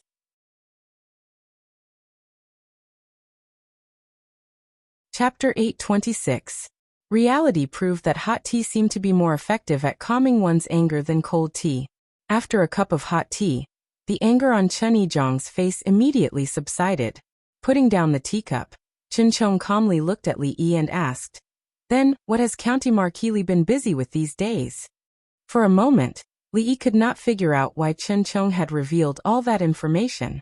Was it because of the cold tea and hot tea that his brain had become muddled? Or was he purposely giving out false information to disrupt his rhythm? Or was it because he had found his conscience and was heartbroken that he had decided to forsake the darkness for the light? As expected, after saying so much, he was still trying to get information from him. His intentions were extremely bad. Li Yi raised his teacup and smiled. What else could he be busy with? Busy for nothing. Chen Yizhong put down the teacup and took a deep breath. The anger that he had just suppressed seemed to be on the verge of erupting again. Seemingly feeling that the room was stuffy, Chen Chong stood up, pulled aside the heavy curtains by the door, and stood in the corridor. The servants of the Li family had long since cleared away the snow. Although the weather had become increasingly cold, there had been no more snow.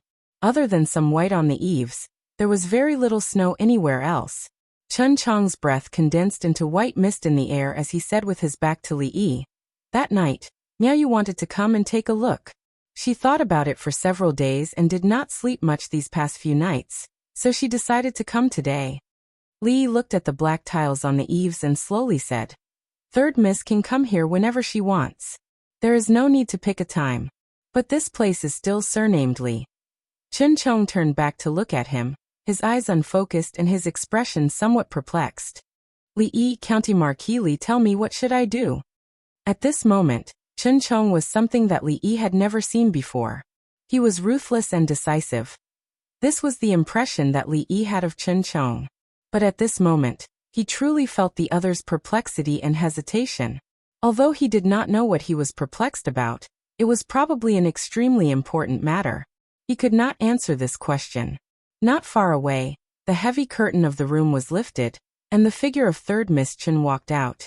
Chen Chong looked back at Li Yi with a complicated gaze. Then he quickly walked in that direction. However, before he reached the corridor, he suddenly stopped. Because two figures had appeared in front of Third Miss Chen. "May I have a few words with you?" The blind old lady was supported by a woman. Although she couldn't see, she still raised her head. Chen Miaoyu was taken aback for a moment. She asked doubtfully, "I wonder if the old man..." Old mistress lowered her head and said with a trembling voice, "Lady Jade is my daughter." Hearing this name, Chen Miaoyu's body trembled. Her originally rosy complexion turned pale in an instant, and all the blood drained from her face. Chen Chong paled. Just as he was about to go over, a hand pressed down on his shoulder from behind. Li looked ahead and said in a low voice, "She will feel better if we talk things out." As if her soul had been sucked out of her body, she walked into the room in a daze. The name Lady Jade still echoed in Chen Miaoyu's ears. How could she forget this name?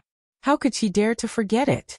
Her husband, her soon-to-be married husband, had held that woman's hand and left her. This name had been forever engraved in her heart. It could never be erased. Every time she touched it, she would feel a pain that was no less painful than when she had carved it with a knife. Two noises came from the front, causing her to snap out of her thoughts at this moment. The old lady and the woman had knelt down in front of her. The old lady's voice was choked with emotion. "Miss, our He family has let you down." Seeing that Chen Chong had suddenly become anxious and was pacing back and forth, his fists clenched so tightly that the veins on his hands were bulging, Li shook his head and said, "Official Chen, would you like to go in for a cup of tea?" Chen Chong impatiently waved his hand. Just as he was about to speak, he suddenly stopped and bowed. This lowly official pays his respects to the princess. The proud Lolita clasped her hands behind her back and walked back in a ladylike manner.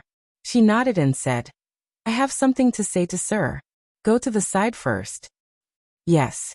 Hearing this, Chen Chong glanced at Li Yi, then turned and strode away. The proud Lolita skipped over to Li Yi and said, "Sir, I'm not afraid of pain. I've decided. I want to have 2 children in the future, a boy and a girl. It's just right." Crack. Chen Chong, who had been about to walk down the corridor, twisted his leg and stumbled. His entire body rolled down. He curled up on the cold ground and hugged his ankles. The veins on his forehead bulged and he broke out in a cold sweat. However, he did not care at all. His eyes were wide open as he stared at Li Yi, who was standing on top of him. He could not make a single sound. "Aya, what's wrong with Official Chen? How could he be so careless?" Li walked over in shock. He waved his hand at a servant of the Li family and ordered, Quick, call a doctor over." You. Chen Chong's face was filled with shock. In a low voice he said, You're disgraceful." Li frowned and crouched down to look at him. He asked, "Official Chen, what are you saying? How am I disgraceful?" I heard everything just now." Chen Chong's forehead was covered in cold sweat. His face was scrunched up in pain, But he was not talking about his sprained ankle. The princess said that she wants to give you children too. Ah! How could such a private conversation be heard by an outsider? When the proud Lolita who had followed them heard this, she covered her face and ran away. Li rubbed the space between his brows and said, "The princess is still young. A child's words carry no harm. Official Chun, could it be that you think I'm such an unreasonable person?" The suspicion on Chun Chong's face lessened. Indeed, with the princess's status, if something like that really happened, she would not be standing here talking to him right now. Then his face darkened and he said, "The princess's body is priceless. No matter how close the two of you are, you still have to pay attention to these things." Fortunately, only this official heard it today. If it were to reach His Majesty's ears, these words sounded strange to Li Yi. What did she mean by fortunately? Only he heard it today. This should be counted as unfortunate, right? However, Shanning was used to spouting nonsense. Sometimes, she would not restrain herself in front of the old emperor.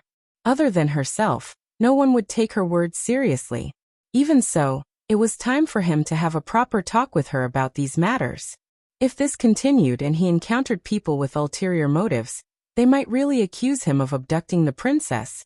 Li looked at Chun Chong and nodded. "Official Chun, do not worry.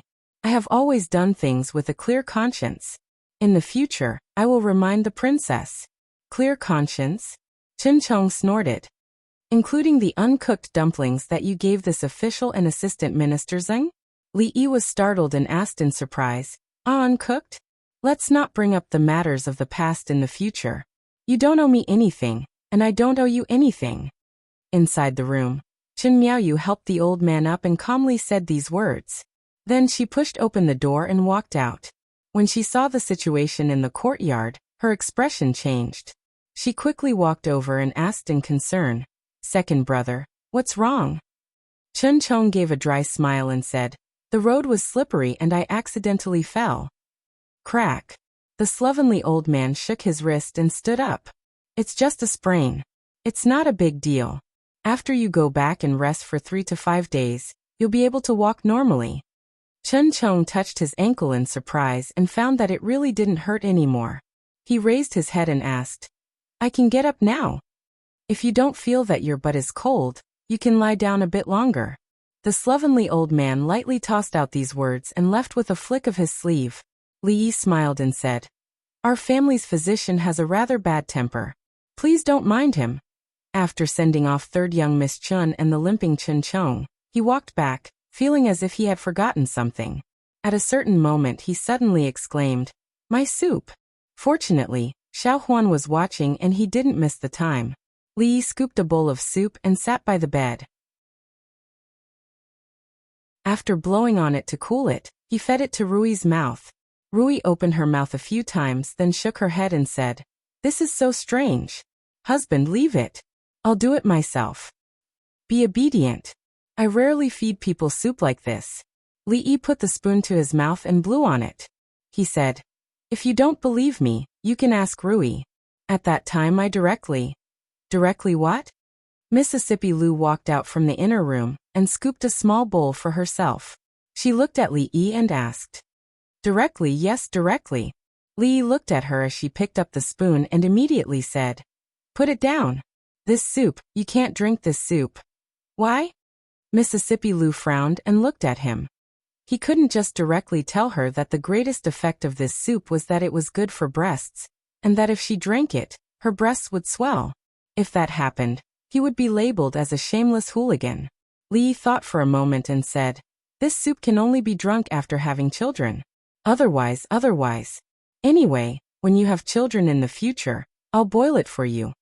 Xiao Huan had already taken a bowl and walked out from the inner room. When she heard the son-in-law say that he couldn't drink this soup before having children, she put the bowl down again. Then she seemed to have thought of something and asked in confusion, "Strange. If second young miss has children, why is son-in-law making soup?"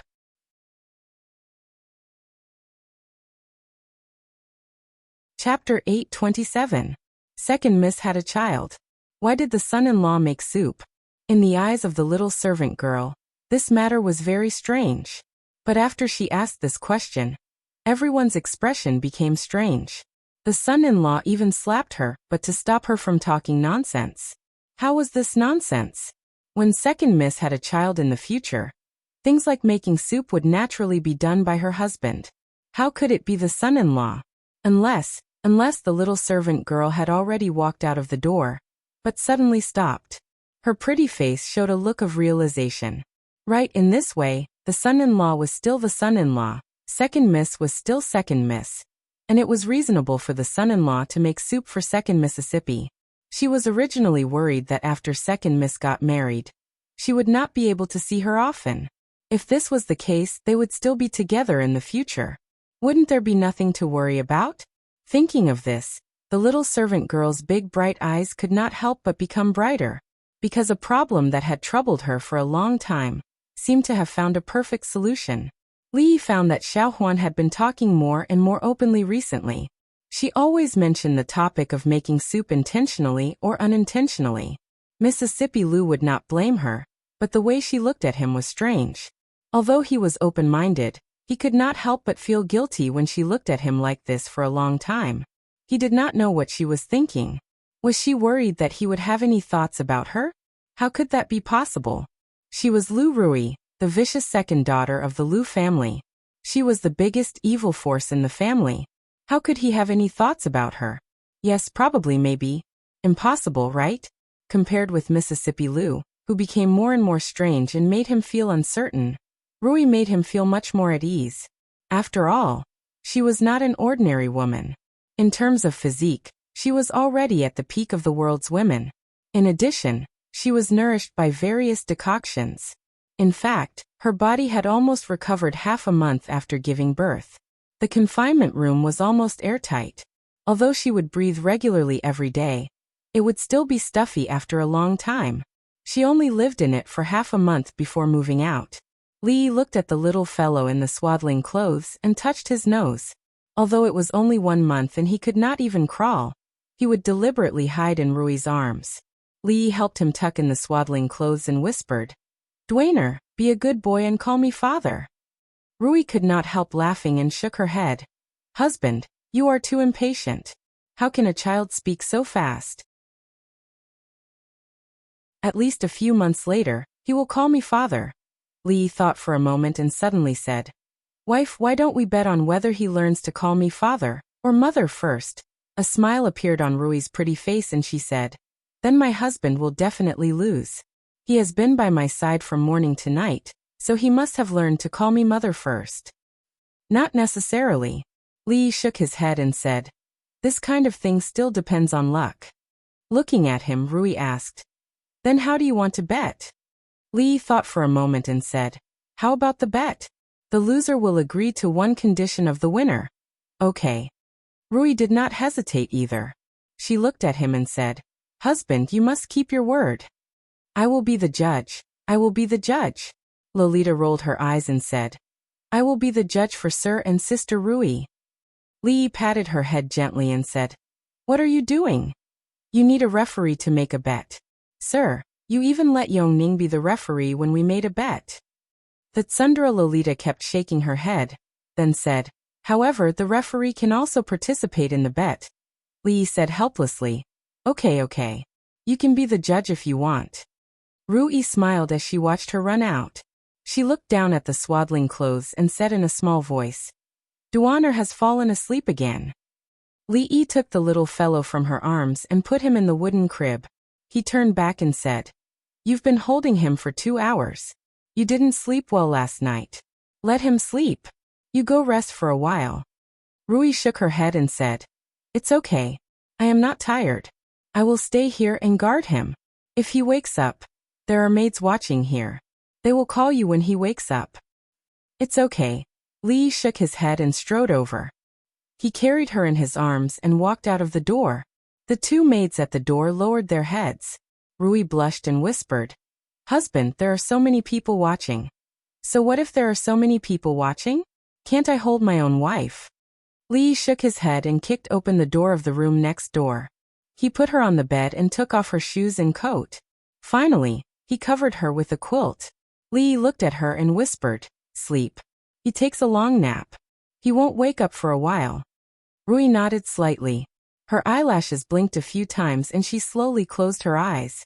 Li gently closed the door and stood in the corridor, looking outside. It was the beginning of the 12th lunar month. It had snowed last night, but it was not thick. The old emperor's illness would relapse in winter. It was said that it had worsened these days and he had been bedridden for several days. It was close to the end of the year, and the academy was closed. The old emperor was bedridden and needed to recuperate. He could not be disturbed. Yongning and Shaning had been staying here these days and only went back at night. Although the old emperor could only live in the warm room, he only needed to endure for another month. If he continued to maintain this state of retirement in the spring of next year, and did not receive any major stimulation, it should not be a big problem to continue living for another year and a half. However, with his physical condition, he should not be able to participate in this year's court meeting. But with Her Royal Highness, it did not matter whether he participated or not. Speaking of Her Royal Highness, Li realized that he had not seen her for a while. The end of the year was approaching. There must be a lot of things to do in the court. The court meeting in half a month's time needed to start preparing now. He thought for a moment, and turned his head. He ordered a servant in the corridor, "Prepare the carriage. Let's go to the palace." In front of the Li residence, the carriage slowly moved. After a full quarter of an hour, a small figure slipped into a room. The proud Lolita looked at the sleeping child in the stroller, and whispered in a voice that only she could hear, "Dwainer, you have to call Xiaonyang first." Outside the Li residence, a carriage came from a distance and finally stopped. Inside the carriage, Xiao Chui clenched her fists. She turned her head and asked worriedly, "Miss, are we really going in? How about we tell Lili first?" "No need, we are not here to see him." Zheng Zimo shook her head. She grabbed the hem of her clothes with both hands. After loosening her lips, she nodded and said, "Get off the carriage." Inside the residence, a door opened. Ruri walked out from inside and asked Xiao Huan, who had just walked in from outside, "Did the son-in-law go out?"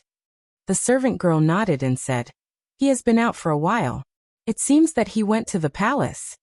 She was relieved. If he saw that she did not sleep obediently, she would be scolded again. Just as she was about to check on the child, a servant hurried over. "Madam, there is a Miss Zeng outside visiting." "Ah." The servant girl heard this and immediately widened her eyes. Rui was startled. After a moment of absent-mindedness, she immediately said, "Quickly go and invite the girl in." After that, she shook her head again. "Forget it, I will go myself."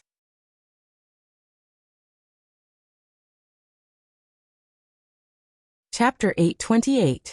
Given official Dong's abilities and talents, it is a waste of talent to only be the governor of the capital. Emingzu put down a memorial and stood up. "I have talked to father. We plan to transfer him to the Hall of Governmental Affairs after the new year. According to father, it seems that he wants official Dong to take over Prime Minister Shun's position." The governor of the capital, Dong Wenyun. Li Yi had known him since he was at Qing and Fu. Of course, at that time he did not know that he was Prime Minister Shun's son-in-law. It sounded normal for a son-in-law to take over his father-in-law's position, but the Shun family still had a high-ranking official in court. Who knew if the brother-in-law and brother-in-law would fight over the position of Prime Minister? Of course, this was the Shun family's business. He did not worry about it. Speaking of this matter, Li looked at her and asked, "The position of the capital governor is very important. After official Dong is transferred, who do you plan on letting take over?" Emingzu casually picked up a memorial from the table and said, "This is the candidate submitted by the Minister of Governmental Affairs. Actually, the most suitable person for this position is the governor of the capital, Lu Dayo. He is suitable to be a parent official, but he can only be a parent official. After reaching the position of capital governor, there is no need to go any higher. Going lower would be a waste of talent." Emingzu said and then shook her head. "However, his qualifications are still shallow. If we forcefully promote him, it will inevitably cause criticism. We can only wait until later to consider it." The Cui family, the Qin family, the Han family. Li looked at the memorial and said, They really know how to pick people. It looks like they are determined to get this position.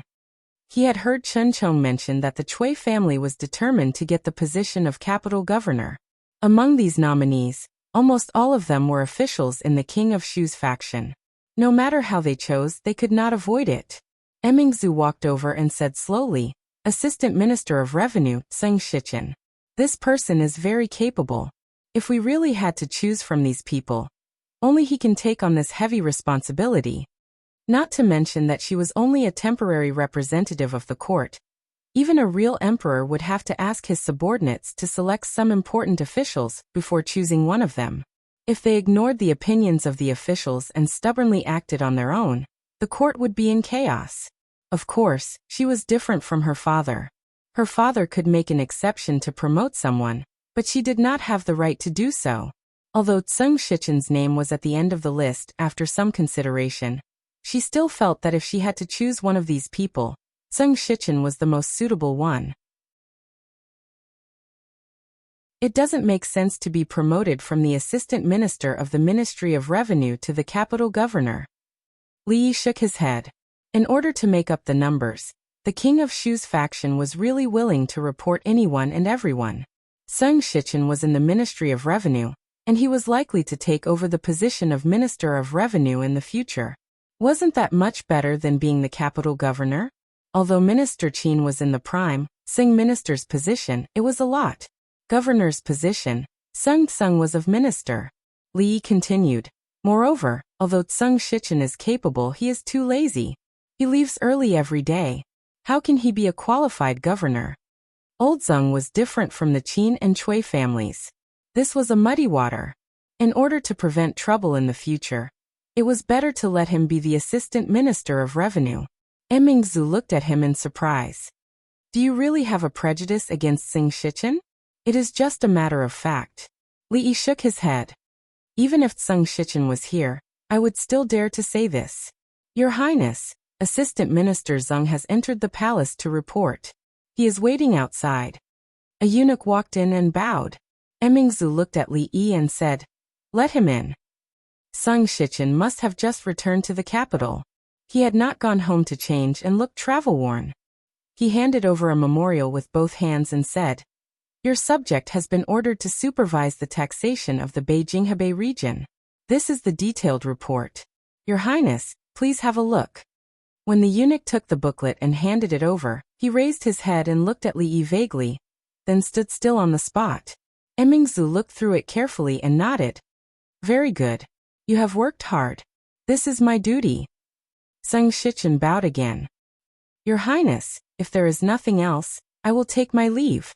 After Tseng Shichen left, Emingzu came over with the list and asked, Then who do you think should take this position? Li Yi looked around and thought for a moment. He said, Let's do as you say. Among these people, Tseng Shichen's status was special. Those on the King of Shu's side would definitely not think that the eldest princess would push the current Assistant Minister of Revenue to the position of capital governor. Thus, he was purely here to fill in the numbers. In this way, their arrangements and plans could be disrupted. It would also be beneficial for their future actions. After all, Lord Sung was a good opponent that could only be found by chance. Thinking of the things that Chen Chong had mentioned, he casually asked, Oh yes, there's one more thing. Are you familiar with great scholar Chu? Emingzu suddenly raised her head and looked at him. She said in surprise, Grand Tutor Chu? Li Yi shook his head. What Grand Tutor? I don't know. Chen Chong said he was some Wenqin of the Jing Kingdom. Emingzu looked at him nervously and asked, Grand Tutor Chu has just returned to the capital. What's wrong? You met him. Did you have any conflicts? I've only heard of him once. I haven't even met him. How can there be any conflicts? Li Yi looked at her in surprise. Do I look like someone who gets into conflicts so easily? Grand Tutor Chu was once Imperial Father's teacher. Even Prime Minister Qin and Prime Minister Shun have received his teachings. He was once in charge of the Imperial College and the Hongwen Library. All of the nobles in the capital, and nearly half of the officials in the court, can be considered his students. Grand Tutor Chu is someone that all the scholars in the world look up to. Emingzu looked at him and said seriously, "If you meet him, you'd better be respectful. If something really happens, even Imperial Father won't be able to protect you." "Don't worry. Why would I provoke him? I'm worried that he'll blackmail me." Li shook his head and waved his hand in farewell. "Continue with your work. I'm leaving. Remember, the Chu family is not to be provoked," Emingzu reminded him worriedly. Li waved his hand casually. "I know. I won't provoke them for no reason." When he walked out, he was still a little confused and depressed. Why hadn't he heard of this Grand Tutor Chu before? According to Her Royal Highness, this old man had extremely high prestige and influence in both the court and the court. Her Royal Highness might not be able to compare with him. If such a person was recruited by the King of Shu, wouldn't their previous efforts be in vain? When Li Yi walked out of the palace gate, Zheng Shichen's figure was still walking slowly in front of him. Hearing the voice behind him, Zheng Shichen turned around and cupped his hands. "I have to thank County Marquis Li." Li Yi asked in surprise, "Why are you thanking me?" Zheng Shichen looked at him and said, "If it weren't for County Marquis Li, I wouldn't have to run around these days. I would have a more relaxed life." "You're welcome. It's what I should do." Li Yi waved his hand and said, "A pillar of the country like Lord Sung should work hard for the country. Her Royal Highness just said that Lord Sung is outstanding and does a good job. It's reasonable for you to work hard." Zheng Shichen raised his eyebrows. "County Marquis Li, you must put in a good word for me in front of Her Royal Highness, right?" "Of course." Li Yi nodded and then waved his hand. "It's what I should do. Lord Sung, you don't have to thank me." The two walked side by side. After walking out of the palace gate, Li Yi turned around and asked, "Last time in the tea house, I heard Lord Sung talk about the Eastern Palace, but I haven't asked for your opinion yet." Zheng Shichen looked at him, his eyes focused, and then he smiled and said, "I think that Lord Li is right. This is a matter of the royal family, and it should be decided by His Majesty alone.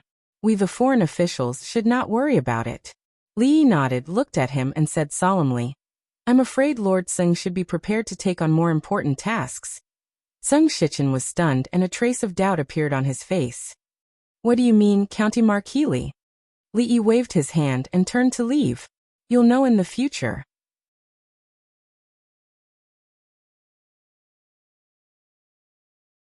Chapter 829. Outside the door, the two maids clenched their fists tightly. They looked at each other, and then pressed their ears to the door. Both of them had the urge to rush in if something went wrong. The atmosphere inside the room was much more harmonious. Zheng Zimo looked at the child in the swaddling clothes and smiled. "This child really looks like Madame Li." Rui still had a smile on her face. She looked down and said, "He looks more like my husband." Zheng Zimo looked down and saw the little fellow in her arms looking around. She said, "His eyes are like Madame Li's and his nose is like his." Rui looked at her and suddenly reached out and asked, "Would you like to hold him?" Zheng Zimo was startled and then said in disbelief, "Can I?" "Of course." Rui handed the swaddling clothes over with a smile. Zheng Zimo carefully took it. The little fellow stared at her, and then raised his hand with difficulty to touch the butterfly embroidered on her chest. Rui said with some surprise, "This child is usually shy with strangers. When he was hugged by strangers, he would cry incessantly. It is strange today. He is not shy at all when he sees you." Zheng Zimo played with the little fellow's fingers with a smile and said, "Maybe I'm more popular with children. When I was in the Jade Courtyard, one of my sisters gave birth without telling her mother. She cried when everyone held her only." She only finished half of her sentence and her voice gradually faded. At the same time, she lowered her head and carefully handed over the swaddling clothes. When she raised her head, a smile returned to her face. "Okay, it is getting late. It is time for us to go back." Rui stood up and said, "I will see you out." "No need, no need." Zheng Zimo waved her hand and said, "I will go out by myself. Madam, rest. Xiao Huan, come and look after Dwainer.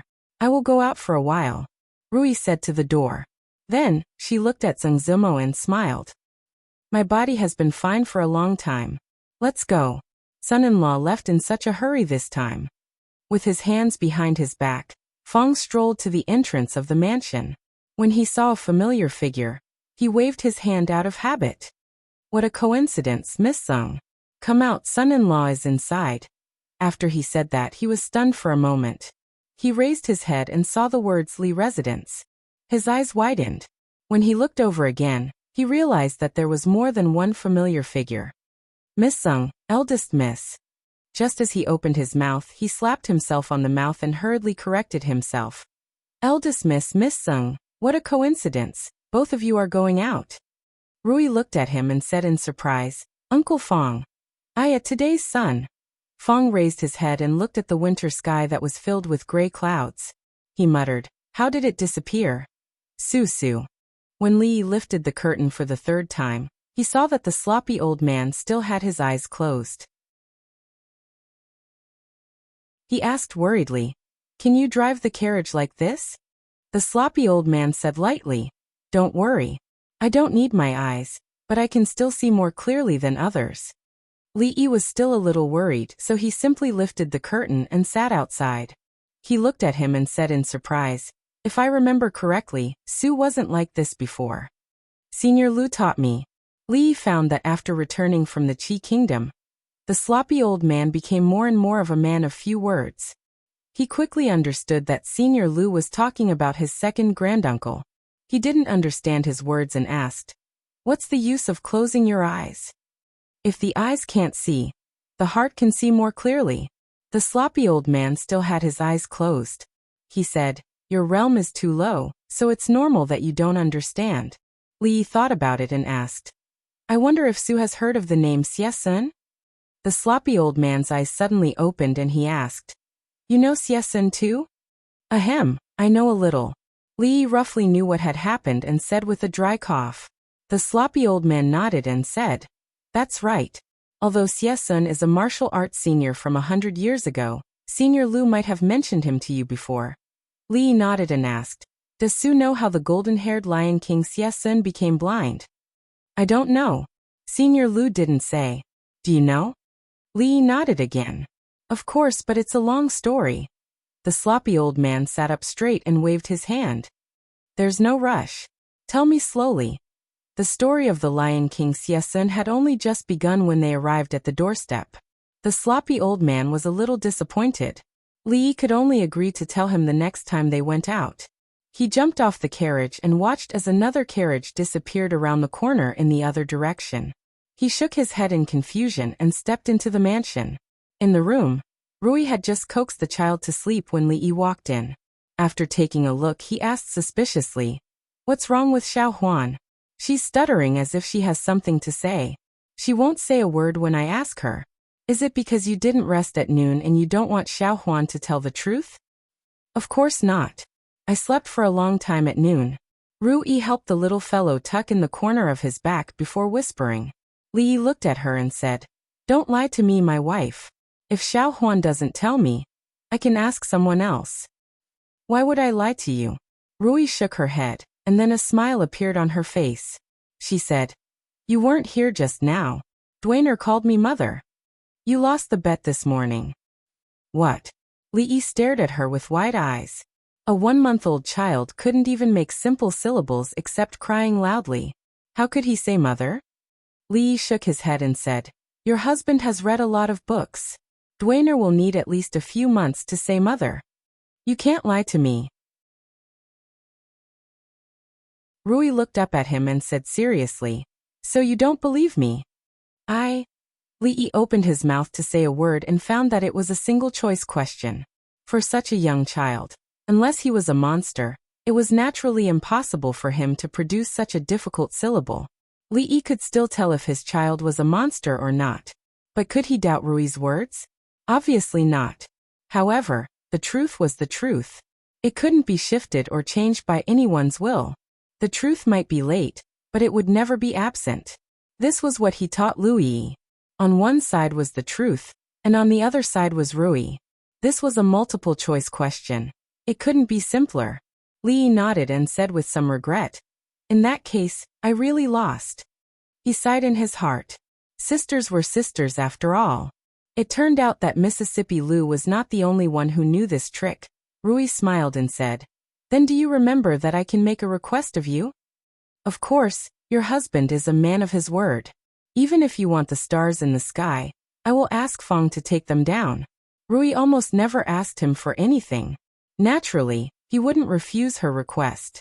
Feng probably wouldn't refuse it either. Then, Rui stood up and held his hand. She looked into his eyes and said seriously, "Husband, let Miss Xing marry us."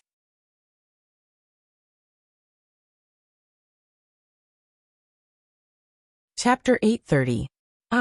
Li had to admit that after Rui said this, his heart skipped a beat. More than a beat. "I said, let Sister Xing marry into our family." Rui looked at him and repeated. Li suddenly didn't know where to put his hands. It didn't seem right to put them outside. It didn't seem right to put them in his sleeves. It didn't seem right either. Put them in his pockets. There were no pockets. Rui took his hand and sat down by the bed. She said, "Sister Xing came just now." Only then did Li remember the carriage he saw at the gate of the mansion just now. His heart tightened again, and he asked casually, "What did you talk about?" "Just chatting casually. She came to see me and Dwainer, and she even brought the little shoes she made herself. Miss Zheng's needlework is better than mine. Dwainer also likes her very much." Rui smiled and looked at Li. "Sister Xing is really good. I can see that she likes husband as much as I do." Li looked at her. This kind of joke, others might make, but Rui would never make it, let alone a second time. "Wife." Li opened his mouth, but was interrupted by her. Rui held his hand with a smile on her face. She asked, "Does husband like Sister Xing?" "Yes." Li nodded. This was the only answer he could make at this moment. "I'm sorry, Sister Xing." Rui looked at him, suddenly lowered her head, and said, "I once went to find her without telling husband." Li looked at her in a daze. Neither Rui nor Zuemo had mentioned this to him. Rui said in a low voice, "I asked her if she liked husband. If she liked him, she might as well marry into the Li family." "When?" "Just a few days before husband left the capital." What did she say?" "She refused." Li clenched his other fist. It wasn't hard to imagine the situation and state of mind they were in at that time. No wonder she had been avoiding him for those days.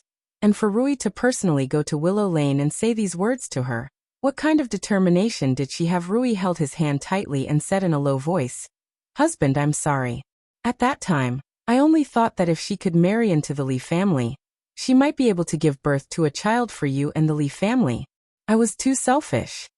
Li let out a sigh of relief, shook his head and said, "I'm the one who should say sorry." "Don't say that, husband." Rui leaned on his shoulder and said, "My husband is very good to me. I know that my husband cares about my feelings, so I can only let Miss Xing suffer." Li put his arm around her waist and lowered his head to ask, "Now that we have Dwainer, why do you still let?" "Because little Sister Xing is really good." Rui lowered her head and murmured, "Not to mention husband, even I am starting to like her." She suddenly raised her head and asked curiously, "How did husband and Miss Xing first meet?" "How did they meet?" Li thought for a moment and said, "I think I just came here, not long after I was caught by Rui and brought to the village. One time, I went down the mountain and was brought to the jadeite courtyard by Li Xian. You know how Li Xian is. He's a playboy by nature and always goes to these brothels. I didn't want to go, but he dragged me. That day at the jadeite courtyard, I happened to see her performing. I mistook her for someone else and thought she was an old acquaintance. I lost my composure and interrupted her performance and was called a lecher." "Old acquaintance?" Rui looked up at him and asked, "An old acquaintance who could make you lose your composure must be very important to you. Where is she now? How is she doing?" Li was a little absent-minded and then said, "It's been a long time. Now that I think about it, it seems like it happened in my previous life. As for her, I will never see her again." It was a misunderstanding, and at this time he could only explain it to Rui in this way. Rui lowered her head and said, "I'm sorry, I shouldn't have mentioned it." "It's okay." Li helped her smooth the hair in front of her forehead and continued, "Speaking of it, it's not the first time. The first time was when I took her painting by mistake." The painting that husband hid in the study? Yes, that's the one. Li Yi was stunned and then continued. Later on, at the jadeite courtyard, of course, I was brought there by Li Xian and accidentally broke into her room. At that time, she had just come out of the shower, and then, if there's such a thing, then husband. It was a misunderstanding. That was a pure misunderstanding. Li Yi shook his head repeatedly. Later on, I accidentally saw her changing clothes. I didn't see anything that time. It was also a misunderstanding. Did you see anything that time? No, that day. Later, we moved to the capital. When we left, I wrote a few poems for her to compete for the title of courtesan belle, but I didn't know that she had long wanted to redeem herself. Once she became the courtesan belle, her value would increase greatly. She couldn't redeem herself and almost made things worse. There were more than a dozen of them. More than a dozen? Maybe I remembered it wrong. Later on, she came to the capital and helped in the brothel, and then helped in the clothing store. For a period of time, some people in the capital targeted me, which affected her a lot. She was almost wronged and imprisoned. Rui blinked and asked, "Then you fell in love with her after a long time?" "No," Li Yi shook his head and said, "It hasn't reached that stage yet." "Then, has it reached that stage yet?" "Except for those few accidents, they actually didn't even hold hands." Li Yi shook his head and frankly told the truth. "Husband, you can make the decision on this matter." Rui lowered her head and held his hand tightly. She bit her lower lip and said slowly, "That's all I can do." Li Yi didn't say anything. He just held her tightly with his other arm. After that, there was no sound coming from the room. When the little fellow woke up, Rui went to coax her. He played with her for a while. When he stepped out of the room, he heard the voice behind him again. "Husband, I have a question." Rui's voice was soft. "If I and Sister Zeng fell into the water at the same time, who would you save first?" Bang! When Li Yi stepped out of the door, he tripped heavily and flew straight down the corridor. Fortunately, he reacted quickly and only fell awkwardly when he landed. He was not as miserable as Chen Zhongzhong. Fong stood in the courtyard and looked at this scene in a daze. Then he walked over inside saying, "Young master, think about it. There are no obstacles in life that can't be overcome." Li Yi tidied up his clothes and looked at him in surprise. He asked, "What are you talking about?" Fong patted him on the shoulder, sighed again and said, "Eldest miss will beat and scold you. Just bear with it, and it will be over. Don't fight back, or you will be beaten even worse." Li Yi frowned and looked at him. "What are you trying to say?" Fong had a puzzled expression on his face and asked, "You've been inside for so long. Didn't eldest miss say anything?" "She did." Li Yi looked at him and said, "Rui asked me to marry Zimo." "Strange." Looking at Fong, who was suddenly stunned, Li Yi shook his head and turned to leave. Marry her." Old Fong turned around and stared blankly at the disappearing figure before he shook his head in disbelief. "There's no justice."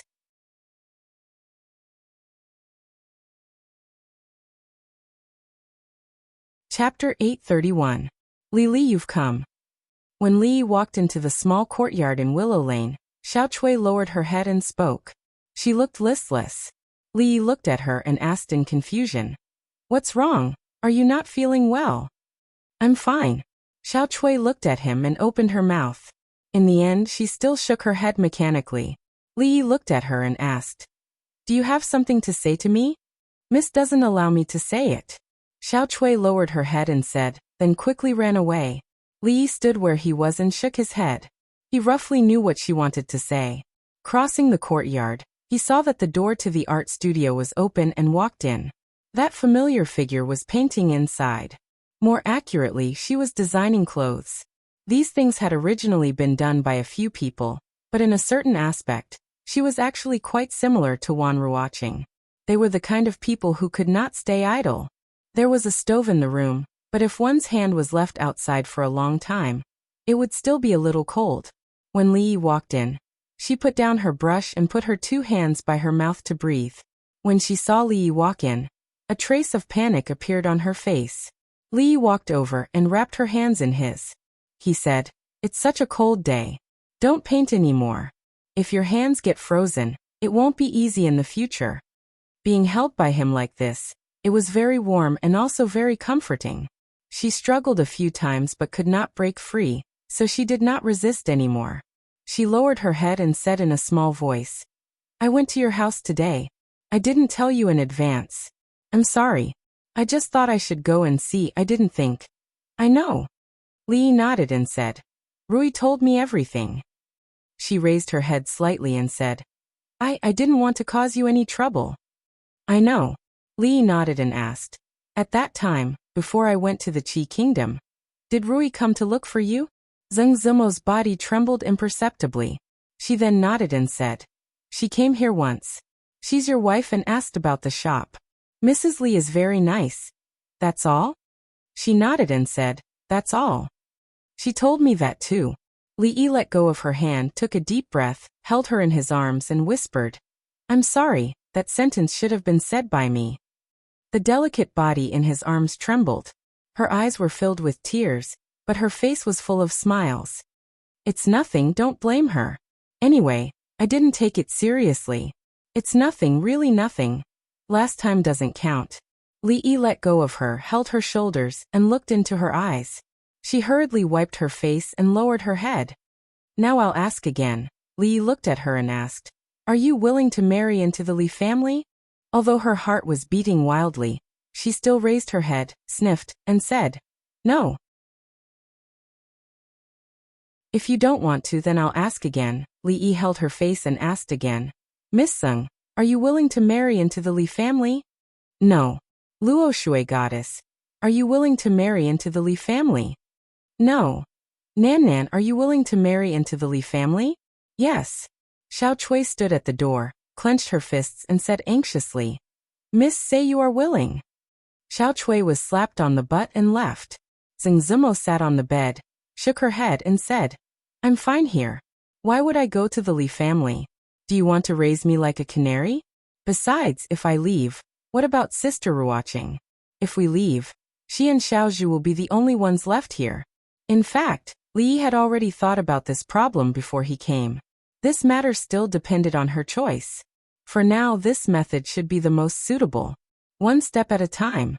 She had already experienced too many setbacks and tribulations to reach this step. She must not be impatient. Xiao Chui poked her head out from the door and said, Li, miss, I know how to solve this matter. Li glanced over there and said, Xiao Chui, close the door. Don't eavesdrop. The little maid pursed her lips and closed the door in a sullen mood. Zheng Zimo looked at him and suddenly said, In 2 days, I want you to accompany me to the Zheng family.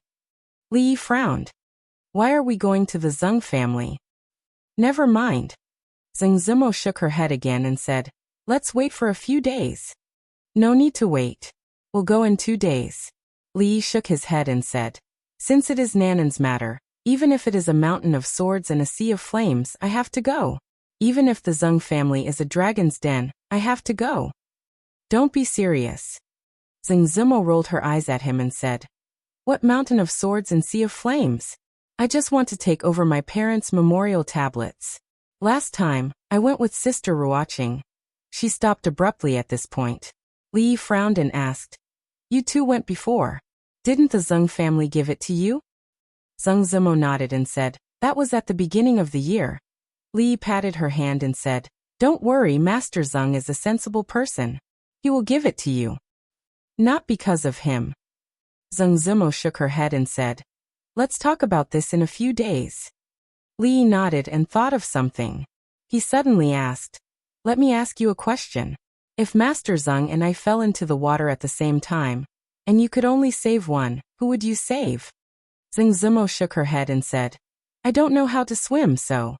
She thought for a moment and seemed to have thought of something. She looked at Li and asked, If it was me and Madame Li who fell into the water, who would you save? Li Yi's expression froze. Don't talk too much, don't talk too much. The more you talk, the more mistakes you make. This was an unchanging truth. Seeing the eyes of the Luo Shui goddess, Li thought for a moment and said, Don't worry, Rui will save you. Her martial arts are very high and she can fly by stepping on water. She said this morning that she likes you, so she won't leave you in the lurch. In the carriage, old Fong couldn't help but ask, "Son-in-law, was what you said this morning true?" Old Fong couldn't help but feel puzzled. Li glanced at him and asked, "What is it? Do you have any thoughts?" No. Fong shook his head and said, "What thoughts can I have?" They didn't speak along the way. When Fong returned home and sat at the table, he saw his wife coming out of the kitchen with a tray. He shook his head and sighed. "I already said that our family doesn't lack money. We can just hire a few maids to do the cooking and cleaning." The reason for hiring maids wasn't just to clean. They had been eating plain food for decades, even if they had to change it every 2 days. So what if you have money? You can do whatever you want just because you have money. You might have forgotten the hard times you had in the past, but I haven't. You even hired maids. Mrs. Fong reprimanded him a few times. Then, as if she had thought of something, her brows immediately furrowed. "Hired maids? You even hired a few? Tell me, did you have some devious thoughts again?" "Okay, no more. Seeing that his wife was about to lose her temper again, Fong quickly changed the topic and asked, "What do you want to eat today?" Fong's wife glared at him and said, "Wild vegetable porridge."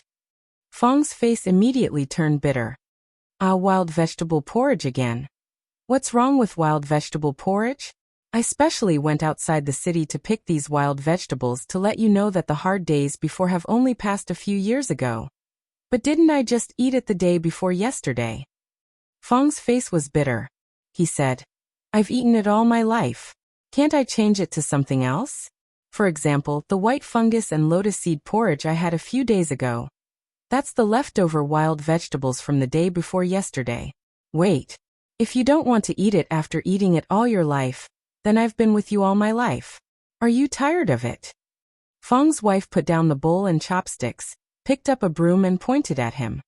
"Tell me, who made the white fungus and lotus seed porridge for you? Do you have someone outside?" "Well, I've long heard that when you were outside, you always went to the Jade Courtyard. Do you have someone outside?" Fong's face turned red. He pointed at her and stammered, You're slandering me." "I'm slandering you. Tell me, who made the white fungus and lotus seed porridge for you? Can't you learn more from Miss Fong? Well, you've grown up. You even mentioned Miss Fong. If you don't tell me the truth today, you won't be able to live on." After a while, the man who ran out of the house alone stood on the street, rubbed his butt that was hit by the broom, sighed deeply and said to the sky, "There's no justice."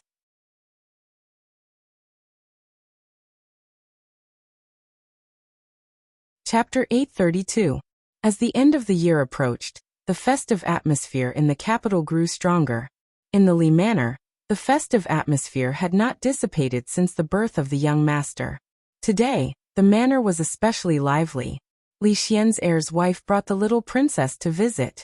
Rui did not have many friends in Jingdo, so the heir's wife was one of the few people she could talk to. Furthermore, she was pregnant at the same time, and the 2 children were born only a few hours apart. Imperceptibly, there was an additional layer of intimacy between them. The 2 of them were talking in the room. The 2 children were hugged by their respective mothers. They looked at each other and stared at each other. In another hall, Li Xian was not convinced and said, "Why not? You have to give me a reason, right?" I said no means no. You don't have to experiment. This method won't work. Just give up. Li Yi waved his hand and said without hesitation. On the road of science, he was still standing at the crossroads. He wanted to use 2 pools, one high and one low, to create a device that would never stop moving and solve the problem of getting water in arid areas. Even if he became the emperor and could change the laws of the Jing kingdom, he could not change the law of conservation of energy, not to mention that he was only a small crown prince. Li Xian said firmly, "I still think this method is feasible. Brother Shen and I have the same idea. Just wait and see. You'll know when the time comes." Li Yi shook his head and said, "There's no need to go through so much trouble. You might as well find a donkey and hang a handful of fresh grass next to its mouth. It won't be able to eat it no matter what. This way it will keep walking forward. You can put that thing on the donkey and let it run in circles. That way, it can pump water from a low place to a high place." Li Xian's face showed a thoughtful expression. His eyes grew brighter and brighter. At a certain moment he suddenly slapped his thigh and said, "Why didn't I think of this method?" Li Yi waved his hand and said, "All right, you can go find your brother Shen and think about it. I have something to say to Emingzu." Li Xian shook his head, sat down and said, "It's quite cold outside. You guys talk. I'll stay here and think. I won't disturb you." Li Yi looked at him without saying a word. Li Xian looked at him and finally thought of something. He stood up and nodded. I understand.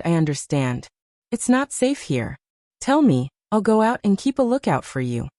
Therefore, it was very reliable to have such a friend. At critical times he could betray them and keep a lookout.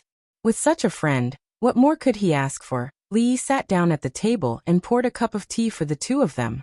He asked, "Are you sure you want Seng Shichen to take over after Lord Dong is transferred?"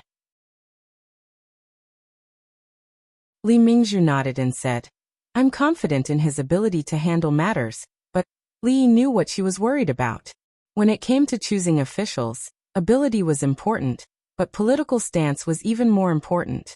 A person who was not outstanding but had a firm stance was definitely more worthy of consideration than a person who was outstanding but had a wrong political stance. Li Yi shook his head and said, "Don't worry about this.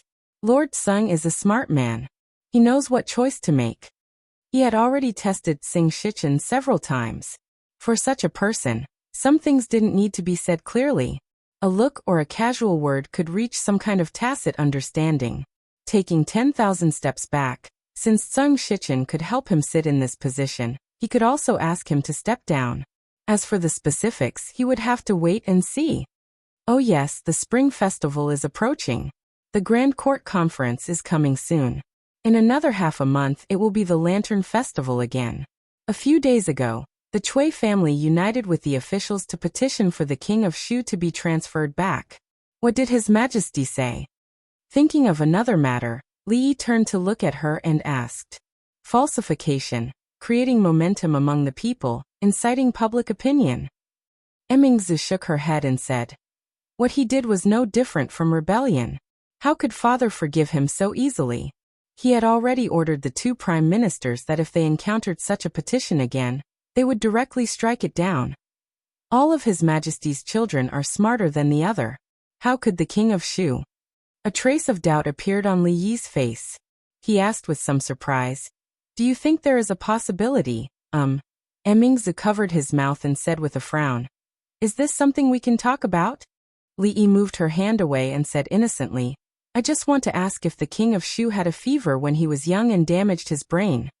Speaking of the King of Shu, a trace of doubt appeared on Mingzhu's face. Even though he is usually a little reckless, it is impossible for him to be so reckless and choose such an opportunity. She looked at Li Yi with a burning gaze and asked, "Tell me honestly, was it you? We are familiar with each other, but if you talk nonsense like this, I can't do anything to you." He looked at her with a serious expression and said, "Your status is different now. You must remember to be careful with your words and actions." After reminding her, he stood up and walked out the door. "Where are you going?" "You only have 1 day off. Rest well. I am going to talk to Li Xian about the donkey." The court had always been sensitive. Even the slightest movement would be magnified countless times. Not to mention that the capital governor, Dong Wenyuan, was about to be transferred to the secretariat to take up an important position. The position of the capital governor might be taken over by the assistant minister of the Ministry of Revenue, Seng Shichen. Although it was said to be taking over, it was actually not just taking over, because there was no news from the court about who would take over the position of the assistant minister of the Ministry of Revenue. This meant that Seng Shichen was not only the capital governor, but also the assistant minister of the Ministry of Revenue. The meaning of this was completely different. The Cui family. The head of the Cui family had a face full of doubt. He paced in the hall and murmured, "How could it be Lord Sung?"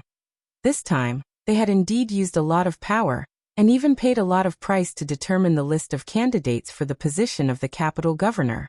It was to ensure that this position did not fall into the hands of others. However, among them, there were not many who were qualified to take over this position. Helpless, they let Seng Shichen take up the position. It was better than giving up the position to someone else and risking the risk of losing it to someone else. But no one expected that Sung Shichen actually went up. Although they did not lose anything and allowed their own people to take the position as they wished, this was completely different from the plan. Even some of the follow-up arrangements were affected. A man stepped forward and said, "Big brother, why worry? What difference does it make whether it is Lord Sung or Lord Qin who goes up? Even if it is different from what we expected, it is still a good thing, isn't it?" That being said, I can't figure out the eldest princess's thoughts at all. Which of the others is not more suitable than Lord Sung? After saying this, he shook his head and said, "You are right. No matter what, this is a good thing for us. Go and personally send the invitation. Tomorrow night, we will hold a banquet at the Drunken Moon Tower to congratulate Lord Sung." The middle-aged man nodded and said, "Okay, I will go to the Zung residence right away." Today, she had an appointment with Zumo to go to the Zung residence to retrieve her parents' memorial tablets. Along the way, the closer she was to the Zung residence, the slower her steps became. When she was about to reach the gate of the Zung residence, she finally stopped and could not take another step. Li turned around and found that she was staring at the gate of the Zung residence with a very complicated look in her eyes. "Don't worry, I am here." Li held her hand and squeezed slightly, then strode in the direction of the gate.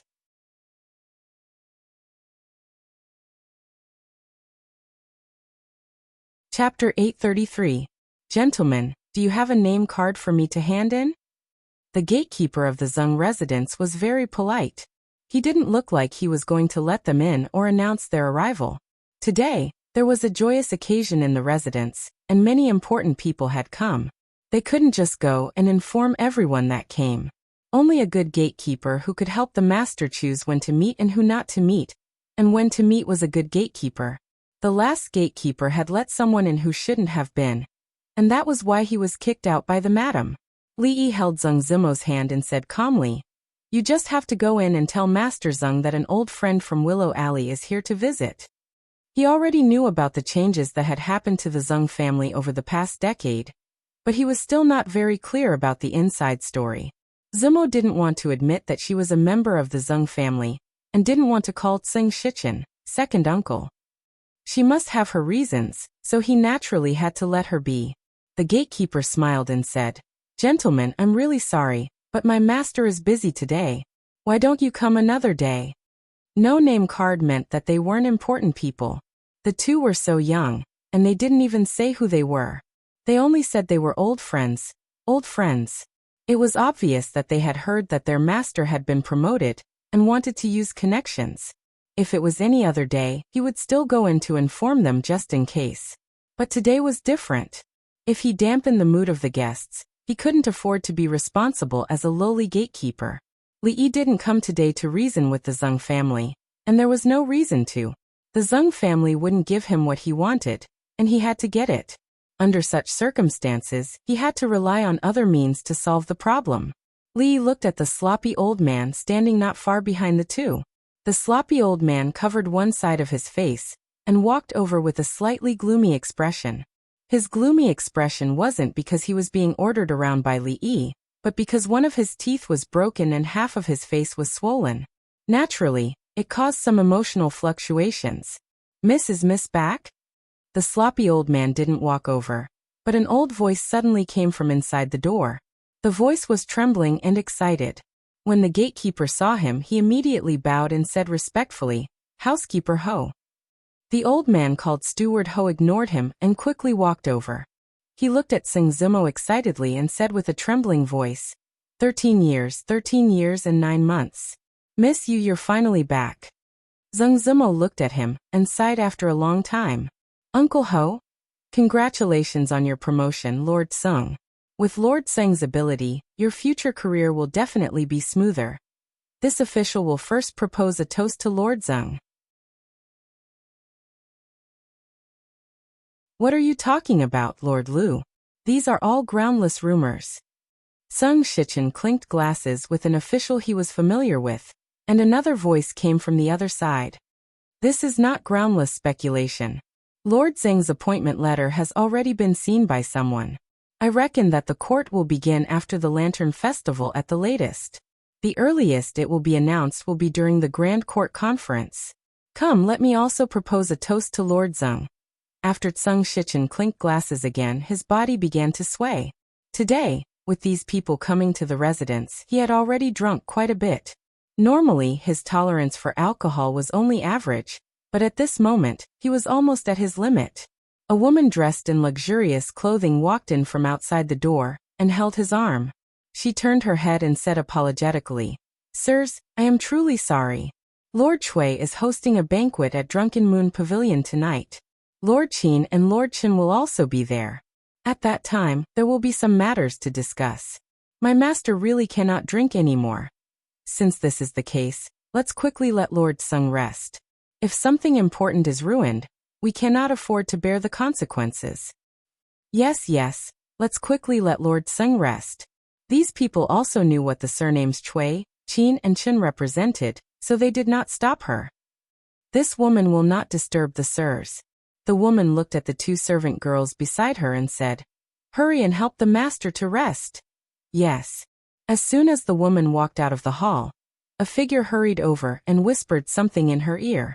Hearing this, the woman's brows instantly furrowed. Didn't she already deny being a member of the Zheng family? Why is she causing trouble at this time? A trace of disgust appeared on her face as she said, "The master is already resting. Let's leave her for a while first. When the time comes, find a random reason to send her away." The servant immediately bowed and said yes. Just a jinx. Does she really think she is still the young mistress of the Zheng family? The woman murmured and left with a sullen expression. Ever since I can remember, Uncle Ho has been taking care of all the chores in the family. Uncle Ho treated me very well back then. While the two were waiting in a side hall, Zheng Zimmel looked at the old man standing at the door and whispered. The old man looked around and finally walked in with a smile on his face. He looked at Li Yi and asked, "Miss, this gentleman is? I am her husband." Li Yi held her hand and looked at the old man with a smile. "Zimmo is indebted to Uncle Ho for taking care of me when I was young." Zheng Zimmel blushed but didn't resist. She held his hand even tighter. The old man was startled when he heard this. He looked him up and down a few times before a smile appeared on his old face again. He said, "So it's the son-in-law. You're really a talented man. You're a perfect match for Miss." He looked at Li Yi for a while before a servant came in and said, "The master is drunk and is resting in his room. If you want to see the master, wait for him to wake up or come back tomorrow." Drunk. Li Yi shook his head and said, "It seems that Lord Zheng is really in high spirits. He's not at the Ministry of Revenue's Yamen at this time, but is actually drinking and having fun at home. He hasn't even become the capital governor yet." The servant was startled and then said angrily, "What did you say? All right, you can leave." Steward Ho waved his hand at him. The servant wanted to say something, but could only swallow his anger and leave after being glared at by the steward. Steward Ho finally looked at Li Yi and said in a small voice, "Son-in-law, this is the Zheng residence. Be careful with your words, careful with your words." "Careful with what words? Where is Zheng Shichen? I would like to ask, is this how he usually serves the court as an assistant minister of the Ministry of Revenue?" Zheng Zimmo pulled on Li Yi's sleeve as soon as he took a step forward. She looked at him and shook her head, then turned to Steward Ho and asked, "Uncle Ho, can we take a walk around the residence?" The old man nodded. "This is the Zheng residence, of course you can. However, the residence has changed greatly. Let me lead the young mistress and son-in-law." A quarter of an hour later, in front of a courtyard in the Zheng residence, Zheng Zimmo stood in front of the courtyard door for a long time before asking, "Uncle Ho, can we go in?" Apart from the maids and servants who clean regularly, the master usually does not allow anyone to enter. The old man hesitated for a moment before saying, "But since it is the young mistress, I believe that even if the master knew, he would not blame you." "Thank you, Uncle Ho." Zheng Zimmo smiled faintly at the old man. She reached out her hand, and the courtyard door creaked open. Li followed her inside. No matter how he looked at it, this was just an ordinary courtyard with nothing out of the ordinary. There was a stone table and chairs in the courtyard, and a swing hanging from a tree on the left side of the wall. The table and chairs were spotless. She walked over and touched them with her hand, surveying her surroundings. Finally, she walked under the swing. This is where father, mother, and I used to live. She sat on the swing and said, "There's also this swing. My father tied it up for me. One time, I swung too high and fell from it. My father put the swing away. I begged him for a long time before he agreed. But this swing is no longer the same as the one from before. And here, there's half a tile missing, but it's still the same. Look here, this is the name I carved on the tree when I was young. Unfortunately, it's been a long time, and I can't see it clearly anymore. Here, this brick can actually be taken down. When I was young, I hid things inside, and father and mother did not know." She really did take down the brick in the corner. Actually, it was only half a brick, so there was a small space inside. She took out a yellowed paper bag from inside. The paper bag was torn apart, and there was some black residue inside. The words Suji Worldwide Commerce could be faintly seen on the paper bag. She stood up, clapped her hands, and murmured, "This place is exactly the same as before." Li held her hand and asked, "Do you like it here?" She nodded slightly and said softly, "Coming here, I remembered many things from the past." "As long as you like it." Li nodded, looked around and murmured, "As long as you like it."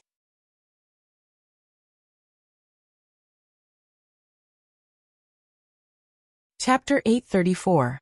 When the two walked out of the yard, Zhang Zimo looked around again and asked the old man, "Uncle Ho, the garden in the back?" The old man nodded and said, it's there, it's exactly the same as before." She held on to Li Yi's hand, a look of reminiscence on her face. "That garden is where we used to play hide and seek when we were young. I know a place where once hidden, no one can find it no matter how hard they try." As they walked in the direction of the garden, she said with some regret, "Unfortunately, it's winter now. If we wait until summer, when the leaves are the densest, it would be the best place to play hide and seek." Li shook his head and said, "It's okay, then we'll play in summer. Besides, it's our home, so we can play whenever we want." She shook her head and said, "That was before." Li looked around and murmured, "It will be the same in the future." "Congratulations, Zijian. Master Zeng has been promoted to the capital governor, and is also the assistant minister of the Ministry of Revenue. This is rare even in the previous two dynasties. It's my father who was promoted, it has nothing to do with me." Zijian just likes to be humble. That's not right. Master Zeng's career is smooth, and the Zeng family's status in the capital will naturally rise. Zijian, perhaps your matter will also be loosened. In the stone pavilion in the center of the garden, screens were erected on all four sides to block out the cold. A large stove was lit in the center of the stone pavilion, and there was a copper pot on top of the stove. Boiling water bubbled in the pot. Several young people around the stove put meat and vegetables into the pot to cook, chatting as they ate.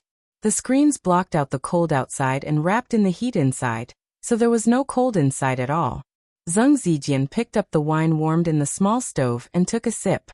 He shook his head and said, "It's not easy to overturn an edict personally issued by the current emperor. I don't want to become an official anymore.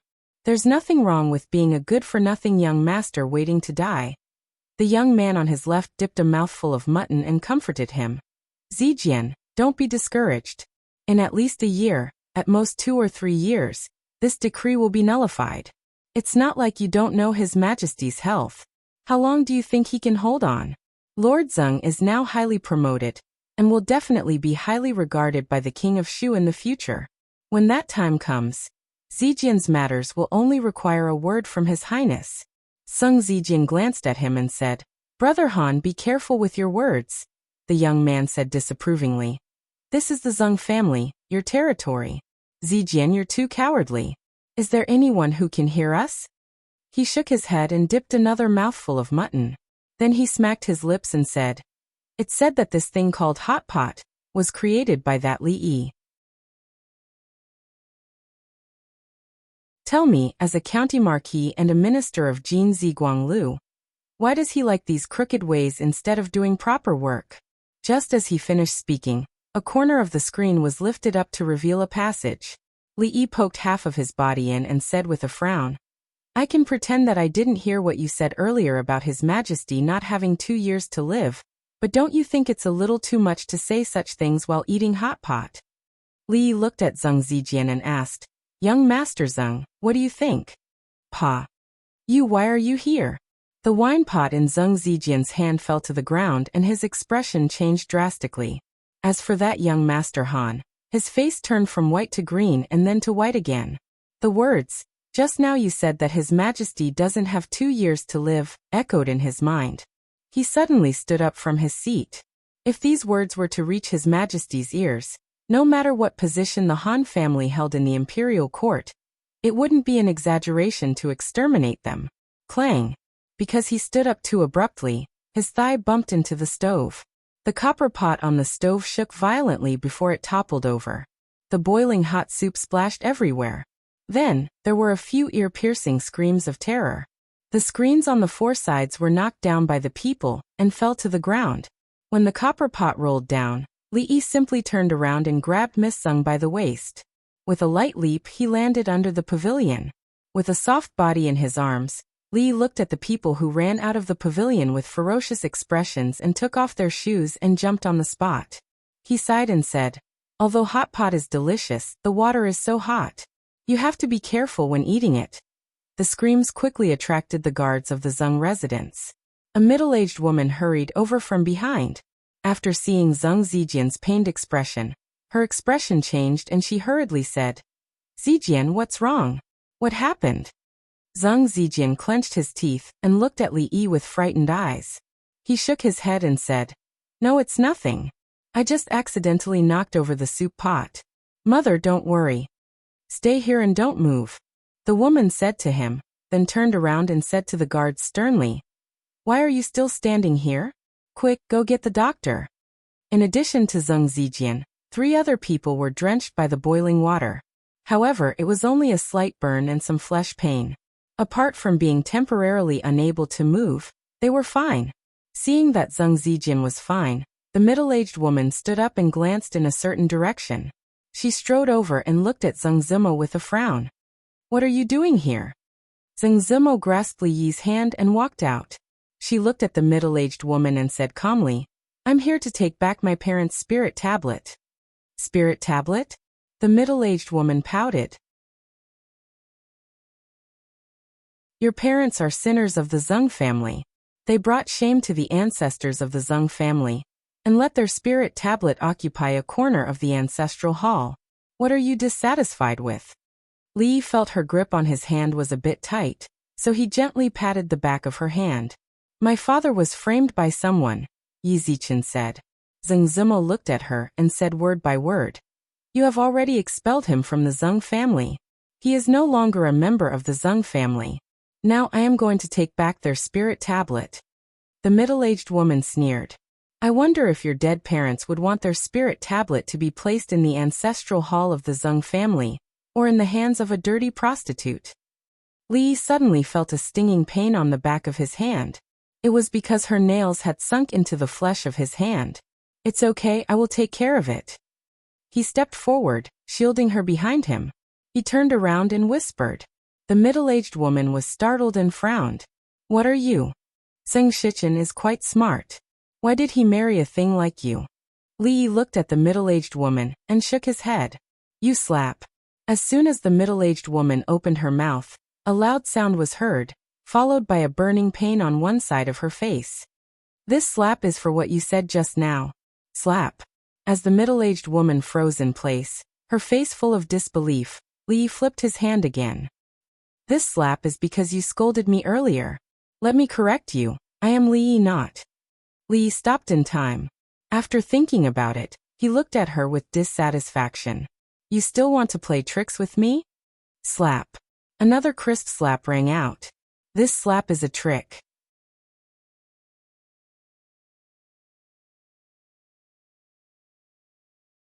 Chapter 835. In fact, Li himself did not like to slap faces. The effect of force was mutual, equal in magnitude and opposite in direction, acting on the same straight line. From a physical point of view, This was an act of hurting the enemy 1,000 times while hurting oneself 1,000 times. He disliked hitting women even more. Hitting women was a sign of a man's incompetence. However, for some people who were extremely hateful, so hateful that people ignored their gender, a loss was a loss. He had to be happy and clear his mind. In fact, he wanted to lose a few thousand more, but he was held back by drunken Mo. She looked up at Li Yi and shook her head slightly. Li Yi nodded and said, "Don't worry, we are here to reason things out today." Li Sung Zijian looked at him fiercely, and a beast-like growl came from his throat. Li Yi raised his hand and pressed down, saying, "Don't move, you are still injured." He had only used ordinary strength when he slapped the middle-aged woman just now, otherwise her face would not have been so simply swollen. But even so, it was enough for her to freeze on the spot, and not come back to her senses for a long time. You dare to hit me?" When the blankness in her eyes became clear, the middle-aged woman looked at him in disbelief, and said in a trembling voice, "This was the Zheng family, and she was the mistress of the Zheng family. How could she be slapped 3 times by an outsider in front of so many people?" Li Yi said politely, "Each of these 3 slaps is reasonable. If Madam feels that you are still unclear about which slap and feel wronged, I can explain it to you again." The middle-aged woman stretched out her hand and pointed at him tremblingly. She said to the remaining 2 guards, catch him, catch him." Just as the 2 guards were about to move, a burst of noisy footsteps came from behind. Songer, what's wrong with you? Why is your face so pale?" "Mingda, what's wrong with your foot?" "Go Sheng, you guys." A few men hurried over from behind. When they saw the young men wailing in pain or with twisted expressions, their expressions immediately changed, and they asked with concern. This was especially so for a middle-aged man with the surname Han. When he saw his son's pale face, trembling body, and the obvious smell of urine coming from his lower body, he could not suppress the anger on his face. He stood up abruptly and said angrily, "Who did this? Who did this?" "Lord Han, you seem to be very free today." Li Yi smiled at the middle-aged man who had lost his composure. His smile was very kind, but in the eyes of Lord Han, it was no less than a demon. For some people in the capital, this was the smile of the devil. A smile from a demon could destroy a family if it was light, and exterminate an entire clan if it was heavy. Lordly. Lord Han's legs turned to jelly, and he sat back down. The other 2, who were just about to stick their bodies out, shrank back and turned their heads to look around, pretending to be enjoying the scenery in the garden. Li Yi had some impression of this Lord Han. He was the Minister of Revenue, and was considered the 2nd or 3rd most important person in the Han family of the capital. He was not familiar with the other 2. He looked at them and asked, "These 2 lords are?" The 2 of them knew that they couldn't hide anymore, so they immediately bowed. "I am Feng Kuan, the Minister of Revenue." "Greetings, Lord Li." "I am Wei Jin, the Minister of Granaries." "Greetings, Lord Li." "No need to stand on ceremony, no need to stand on ceremony." Li Yi smiled and waved his hand. He asked, "How was the banquet at the Zheng residence? Was it passable?" The 3 couldn't figure out what this Lord Li meant. Lord Han immediately nodded and said, It was all right. It seems that Lord Zheng's hospitality is not bad." Li Yi nodded his head and asked, "Since you've eaten and drank, why don't you tell me why you're drinking and celebrating here before it's time to close the yamen? Could it be that the Ministry of Revenue's yamen has moved to Assistant Minister Zheng's fu?" This. Hearing this, the 3 were speechless at the same time, and cold sweat began to drip from their foreheads. Although there was a fixed time for the opening and closing of the yamen, it only needed to be done in the morning. As for when to close the yamen, it depended on the specific number of errands that each person had. This was a tacit practice that everyone agreed on. There were also some officials who did not work in the yamen. Therefore, if their superiors did not care, they could go home early or do some other things. However, this did not mean that they could drink and have fun during the normal court hours. This crime could be serious or minor. If it was a minor one, they would be fined. If it was a serious one, they would be demoted. But who knew that they would be caught by the minister of the imperial court while drinking in the Zheng mansion? Li County Marquis Li. Seng Shichen walked over quickly with the help of a servant. Hearing that there was trouble in the mansion, he immediately sobered up a little. Seeing the two people standing in the courtyard, he squeezed out a smile on his face. Zumo, you're here too. Li shook his head. Lord Seng is really in a good mood. Lord.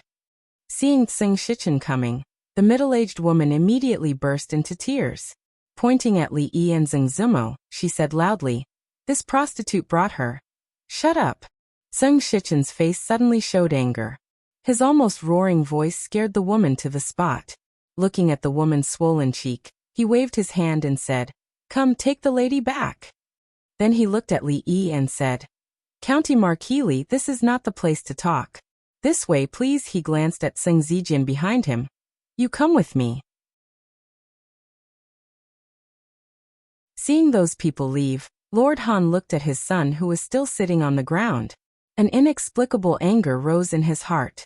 He kicked him and scolded, "Tell me what happened just now." Father, help." Before the young man finished his words, Lord Han's face turned pale. What? Your Majesty," he shuddered, then fell limply to the ground, his face full of despair. The other two assistant counselors and manager of the Ministry of Revenue were also scared out of their wits. They fiercely grabbed their sons' collars and angrily said, "Speak! Did you say anything you shouldn't have? Speak!" After stepping into the room, Seng Shichen turned back and bowed. "Zumo, if your aunt said anything she shouldn't have said, I apologize to you here." Zeng Zumo hurriedly dodged and didn't accept the bow. "I don't care what she said. I just want to bring back my parents' memorial tablets today."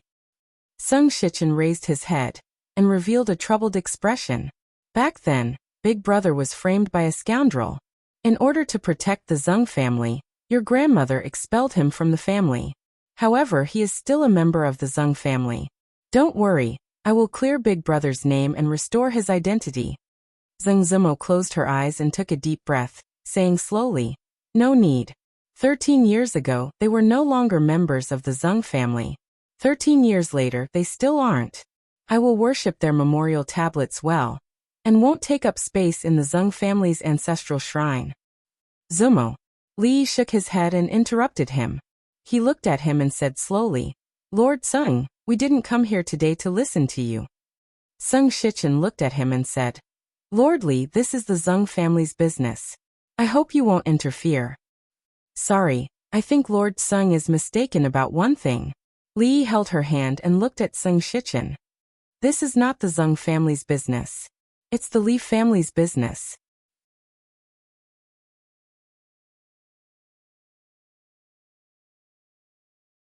Chapter 836. You, the Li family. Seng Shichen murmured and looked at the two with a new gaze. You have already." Li met his eyes and nodded. Seng Shichen was stunned for a long time before nodding. "Okay, that's fine." He looked at Li Yi and said again, "My brother and sister-in-law have passed away. It is the best choice for their spirit tablets to be placed in the ancestral shrine. I, Seng Shichen, swear to the heavens that I will clear my brother's grievances in my lifetime, and let their spirit tablets be placed in front of the Zeng family's ancestral shrine with dignity." Zeng Zumo looked up at him with a hint of emotion in her eyes. Li shook his head and said, "Lord Zeng is Lord Zeng, and the Zeng family is the Zeng family. I can represent the Zeng family. If you could represent the Zeng family, we wouldn't be here today." Li waved his hand and asked, "So are you going to bring it over, or should we go get it?" Seng Shichen shook his head and said, "Outsiders are not allowed to enter the ancestral shrine of the Zeng family. Let me go get it." Then he glanced at Zeng Zijian and said, "Zijian, come with me." Li took Zeng Zumo's hand and sat down. He asked, "Did he say the same thing to you last time?" Zeng Zumo shook her head and said, "Last time he wasn't in the manner because," she didn't continue, but it wasn't hard to imagine what had happened last time. Judging from the woman's attitude toward her just now, a trace of hostility rose in Li Yi's heart. He really should have found a few more reasons and slapped her a few more times. Suddenly, he caught a glimpse of a head peeking at the door. He frowned and said coldly, "Who is sneaking around there?" "Misunderstanding, Lord, you misunderstood. It's me. Lord Han hurriedly walked in from outside and bowed. It's all my fault for not teaching my son well. My son is naughty and mischievous and offended Lord Li. I hope you can forgive him and forgive him this time. Li Yi waved his hand and said, The one who misunderstood is Master Han.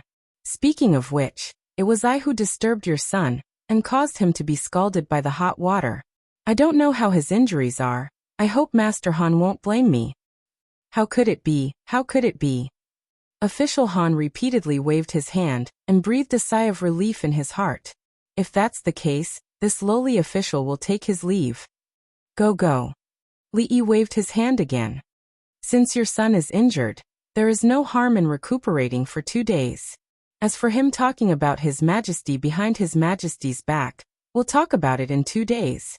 Hearing this, Sir Han's legs went soft and his forehead was covered in cold sweat. He anxiously said, Sir, it's a misunderstanding. It's all a misunderstanding. Even if my son was given the guts of the heavens, he wouldn't dare to talk about His Majesty. Don't worry, Sir Han. Since it's a misunderstanding, I believe the Intelligence Bureau will definitely clear your son's name. Intelligence Bureau. Sir Han's expression changed wildly. After muttering a few words, he slowly raised his head and said with some resentment, Sir Li, do you really want to exterminate my Han family?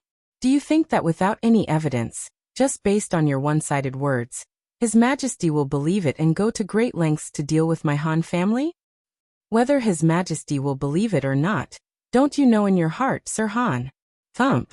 Sir Han's legs went soft and he knelt on the ground, crying out, Sir Li, spare me. Sir Han, you're leaving? Sung Shichen walked to the door of the room with the 2 wooden boxes in his arms, and happened to see Sir Han walking out. Sir Han's face was pale.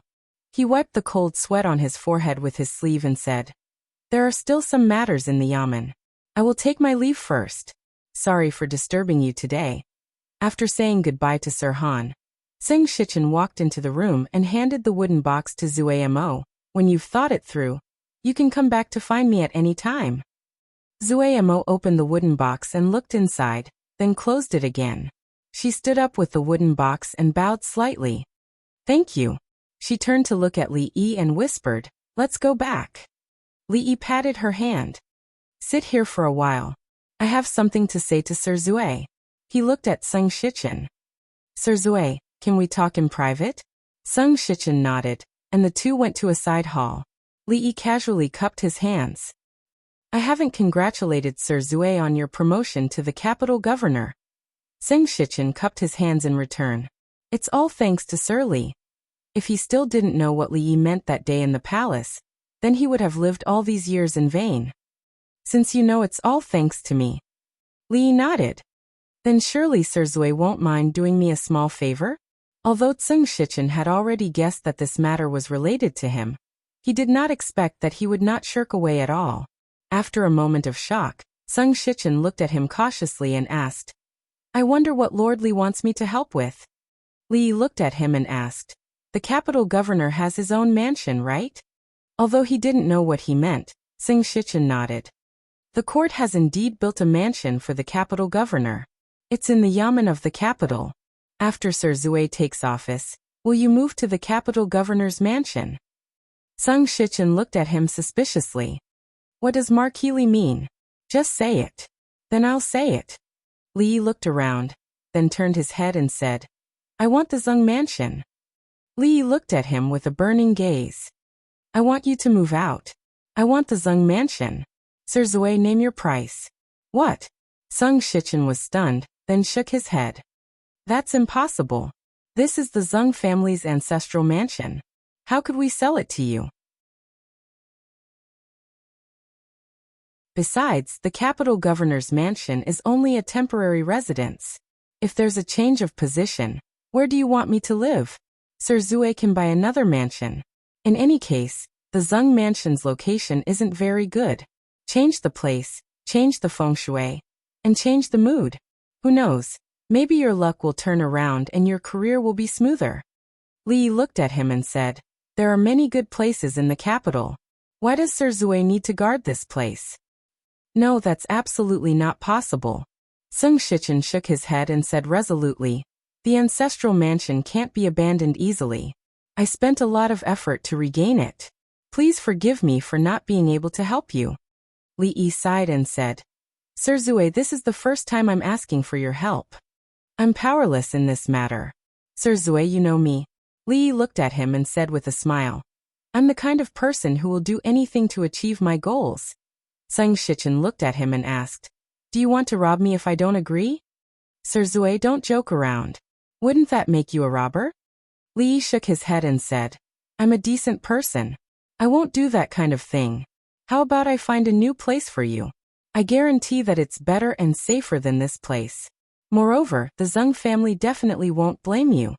Sung Shichen had a bad premonition and asked, Where? The Ministry of Justice's prison. What does Sir Zue think? If Sir Zue thinks the Ministry of Justice's prison isn't good, that's fine. There are also the Supreme Court's prison and the Secret Intelligence Bureau's prison to choose from. However, I don't recommend going to the last one. It's easy to get in there, but difficult to get out. It should be much cheaper to buy this place from the Imperial Court. Sung Shichen's expression changed. What do you mean? When I was in the garden just now, I accidentally heard your son discussing state affairs with someone. I have to say, Sir Zue's family is quite good. Young Master Zeng is very concerned about the state and the people, as well as His Majesty's health. He's especially worried about who will succeed His Majesty when he passes away in a year or two. That was clearly what that kid from the Han family said. I'm not sure about that. Li Yi shook his head and said, There's a screen outside, so how would I know who said it? But it doesn't matter. When the time comes, we'll find out. The Secret Intelligence Bureau is the best at these things. Sung Shichen looked at him and asked word by word. What use does the Zeng family mansion have to you? Why are you so insistent? It's useless to me. Li Yi shook his head. But she likes it. Sung Shichen was stunned when he heard this, and his face quickly showed a look of realization. It's drunk ink. He shook his head and said, Forget about the Ministry of Justice's prison. Find a better place. Li Yi shook his head and said, She doesn't know about this. Don't tell her yet, Sir Zue. Sung Shichen looked at him deeply and said, You have to let the Zeng family have a good new year, right? Of course. Li Yi nodded, thought for a moment, and asked, Can we get a 20% discount after the new year?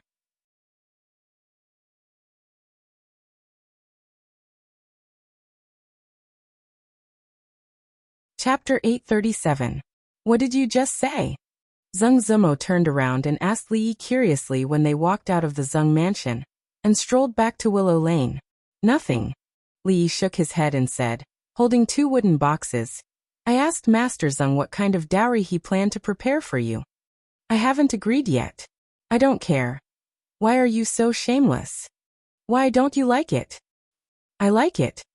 After entering the room and placing her parents' memorial tablets, Li Yi and she burned incense and sat on the bedside.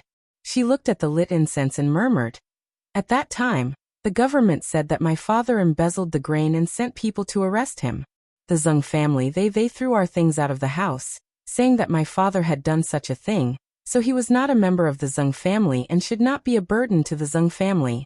She gradually tightened her grip on Li Yi's hand, and her voice became lower and lower.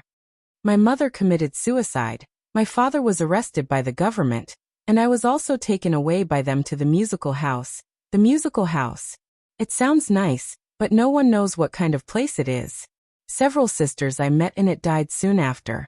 I remember one time, I only ate a moldy steamed bun for 3 days. At that time, I was so afraid that one day I would be like them. It's all in the past, all in the past. Li Yi put his arm around her shoulder and gently stroked her hair, with a trace of tenderness in his eyes. It was no wonder that she was always so secretive about her previous experiences. The things that she had suffered during that period of time. If it was anyone else, they would not be willing to easily mention it.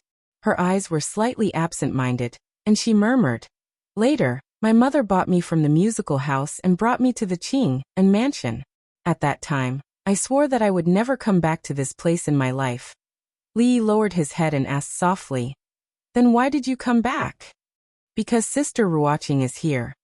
She turned her head to look at Li Yi and said, "Because you are also here." Li Yi pinched her nose and said, "So you had been thinking about me since then?" "Thank you."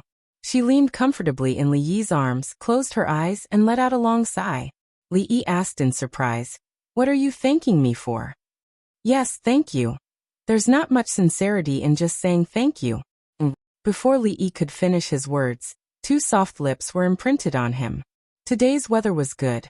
Even people's moods couldn't help but become better. They couldn't help but think of some happy things. Walking out of Willow Lane, he saw Fong beside the carriage. Li Yi was surprised and asked, "Why are you here?" "When I passed by just now, I saw the carriage and guessed that the son-in-law must be here." Fong straightened up and asked, "Are we going home now?" "I'm not going back yet." Li Yi shook his head and said, "Send someone to the Zeng residence to hand over an invitation and invite Zeng Shichen out." Just now, Zui Mo was also at the Zeng residence, so it wasn't appropriate to ask too much. But since everything had been said today, he naturally couldn't pretend that he didn't know some things. "Okay, I'll send someone right away." Fong jumped off the carriage and turned back to say, "Son-in-law, let me remind you, when you go back today, don't smile like you did just now." "Like what?" "Like when you walked out of Willow Lane." Li Yi raised his eyebrows and asked, "Why?" "Because." Fong opened his mouth and shook his head. "Anyway, as long as the son-in-law remembers what I said." "Strange." Li Yi glanced at him and said to the sloppy old man, "Go to the tea house closest to the Zeng residence." In the tea house, Zeng Shichen seemed to be in better spirits than before, and the smell of alcohol had mostly dissipated. Before sitting down, he hurriedly asked, "Is there anything else important?" Li Yi poured a cup of tea and asked, "I want to know about Zui Mo's father. What kind of case was he involved in back then?" Zeng Shichen paused, and the hand that reached for the teacup retracted. He said in a low voice, "They framed him for embezzling the grain and delayed the battle, which was an important reason for the defeat of a certain war with the Qi kingdom." Li Yi frowned and asked, "With your ability, you haven't found anything after so many years?" Zeng Shichen shook his head. "There are many people who know that Big Brother was framed, but none of them really stood out and were willing to vindicate him. Even if they found out, the only person who could be found in this case was the assistant minister of the Ministry of Revenue at that time. If we continue to investigate, it will do more harm than good. Besides, it has been so long, there is no way to investigate." Li Yi thought for a moment, looked at him and asked, "What about the assistant minister of the Ministry of Revenue at that time?" "Later, because of corruption, he was exiled with his whole family. Since it was an exile, there are traces to follow." Zeng Shichen shook his head and said, "We can't follow them." At this point, there was no need to continue. Li Yi glanced at Zeng Shichen, shook his head slightly and said, "We still have to investigate. There is no truth that can't be found out. Otherwise, you wouldn't have said those words today." Zeng Shichen was silent. After a moment, he raised his head and looked at Li Yi, saying, "I'll leave this matter to you. It's not a request. Even if you don't, I must do it." Li Yi shook his head and said, "Regarding this matter, you definitely have more information than I do.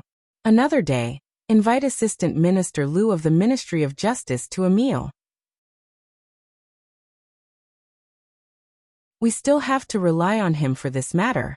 Also regarding the Zeng family's mansion." Zeng Shichen waved his hand and said, "That mansion, if you want it, you can have it. The Zeng family is no longer the original Zeng family. There is no point in keeping that mansion. In comparison, Zui Mo needs it more." Li Yi looked at him and said, "There are still a few months before Zui Mo's birthday. I want to give the Zeng family mansion as a gift to her. Lord Zeng shouldn't forget what the Zeng family was like 13 years ago, right?" "Of course I won't forget. Every flower and grass, every wood and stone of the Zeng family, they are all." He glanced at Li Yi, nodded slightly and said, "You are thoughtful. When the time comes, I will have to trouble Lord Zeng." Li Yi stood up and said, "Her Royal Highness values Lord Zeng very much. Lord Zeng should stay close to the virtuous officials and stay away from the evil ones. In the future, you will definitely have a bright future." Sung Shichen naturally knew what this sentence meant. He said calmly, County Marquis, please tell Her Royal Highness that I will not let her down. In addition, thank you for the transfer of the capital governor. This is Her Royal Highness's wish. It has nothing to do with me. Li Yi waved his hand and walked to the door. Watching him walk out and disappear, Sung Shichen murmured in a voice that only he could hear. Isn't your wish the princess's? Li Yi's figure appeared at the door again. He glanced at Sung Shichen and said lightly, Lord Zeng, you will be the capital governor soon. Be careful with your words. There was no need to worry about the Zeng family for the time being. Not to mention others, Sung Shichen still had some conscience. Although Zue Mo didn't show it on the surface, he was her second uncle after all. She still had some hope in her heart. Speaking of which, after returning from the Zeng family, she seemed to be more open. This was a good sign. Thinking of the kiss during the day, Li Yi couldn't help but smile. What are you thinking about? Why are you so happy? Mississippi Lu looked at him and asked with her arms crossed in front of her chest. When Li Yi was thinking about why he was so happy, Mississippi Lu suddenly took a step forward and reached out to his chest. What are you doing? Li Yi asked warily. She had retracted her hand and pinched a strand of long black hair between her fingers. She looked at him and asked, Whose hair is it? Such as... Li Yi suddenly remembered that Rui went out early in the morning at the invitation of the princess, and Xiaohuan naturally went with her. Proud Lolita's hair didn't have such long hair, not to mention Yongning's. He couldn't say it was Fang's, could he? And this matter was not suitable for Mississippi Lu to know for the time being. I don't know. Li Yi looked surprised and looked at her and said, Why don't you guess? You're tuning in to the Li Mei's Wuxia Whispers YouTube channel.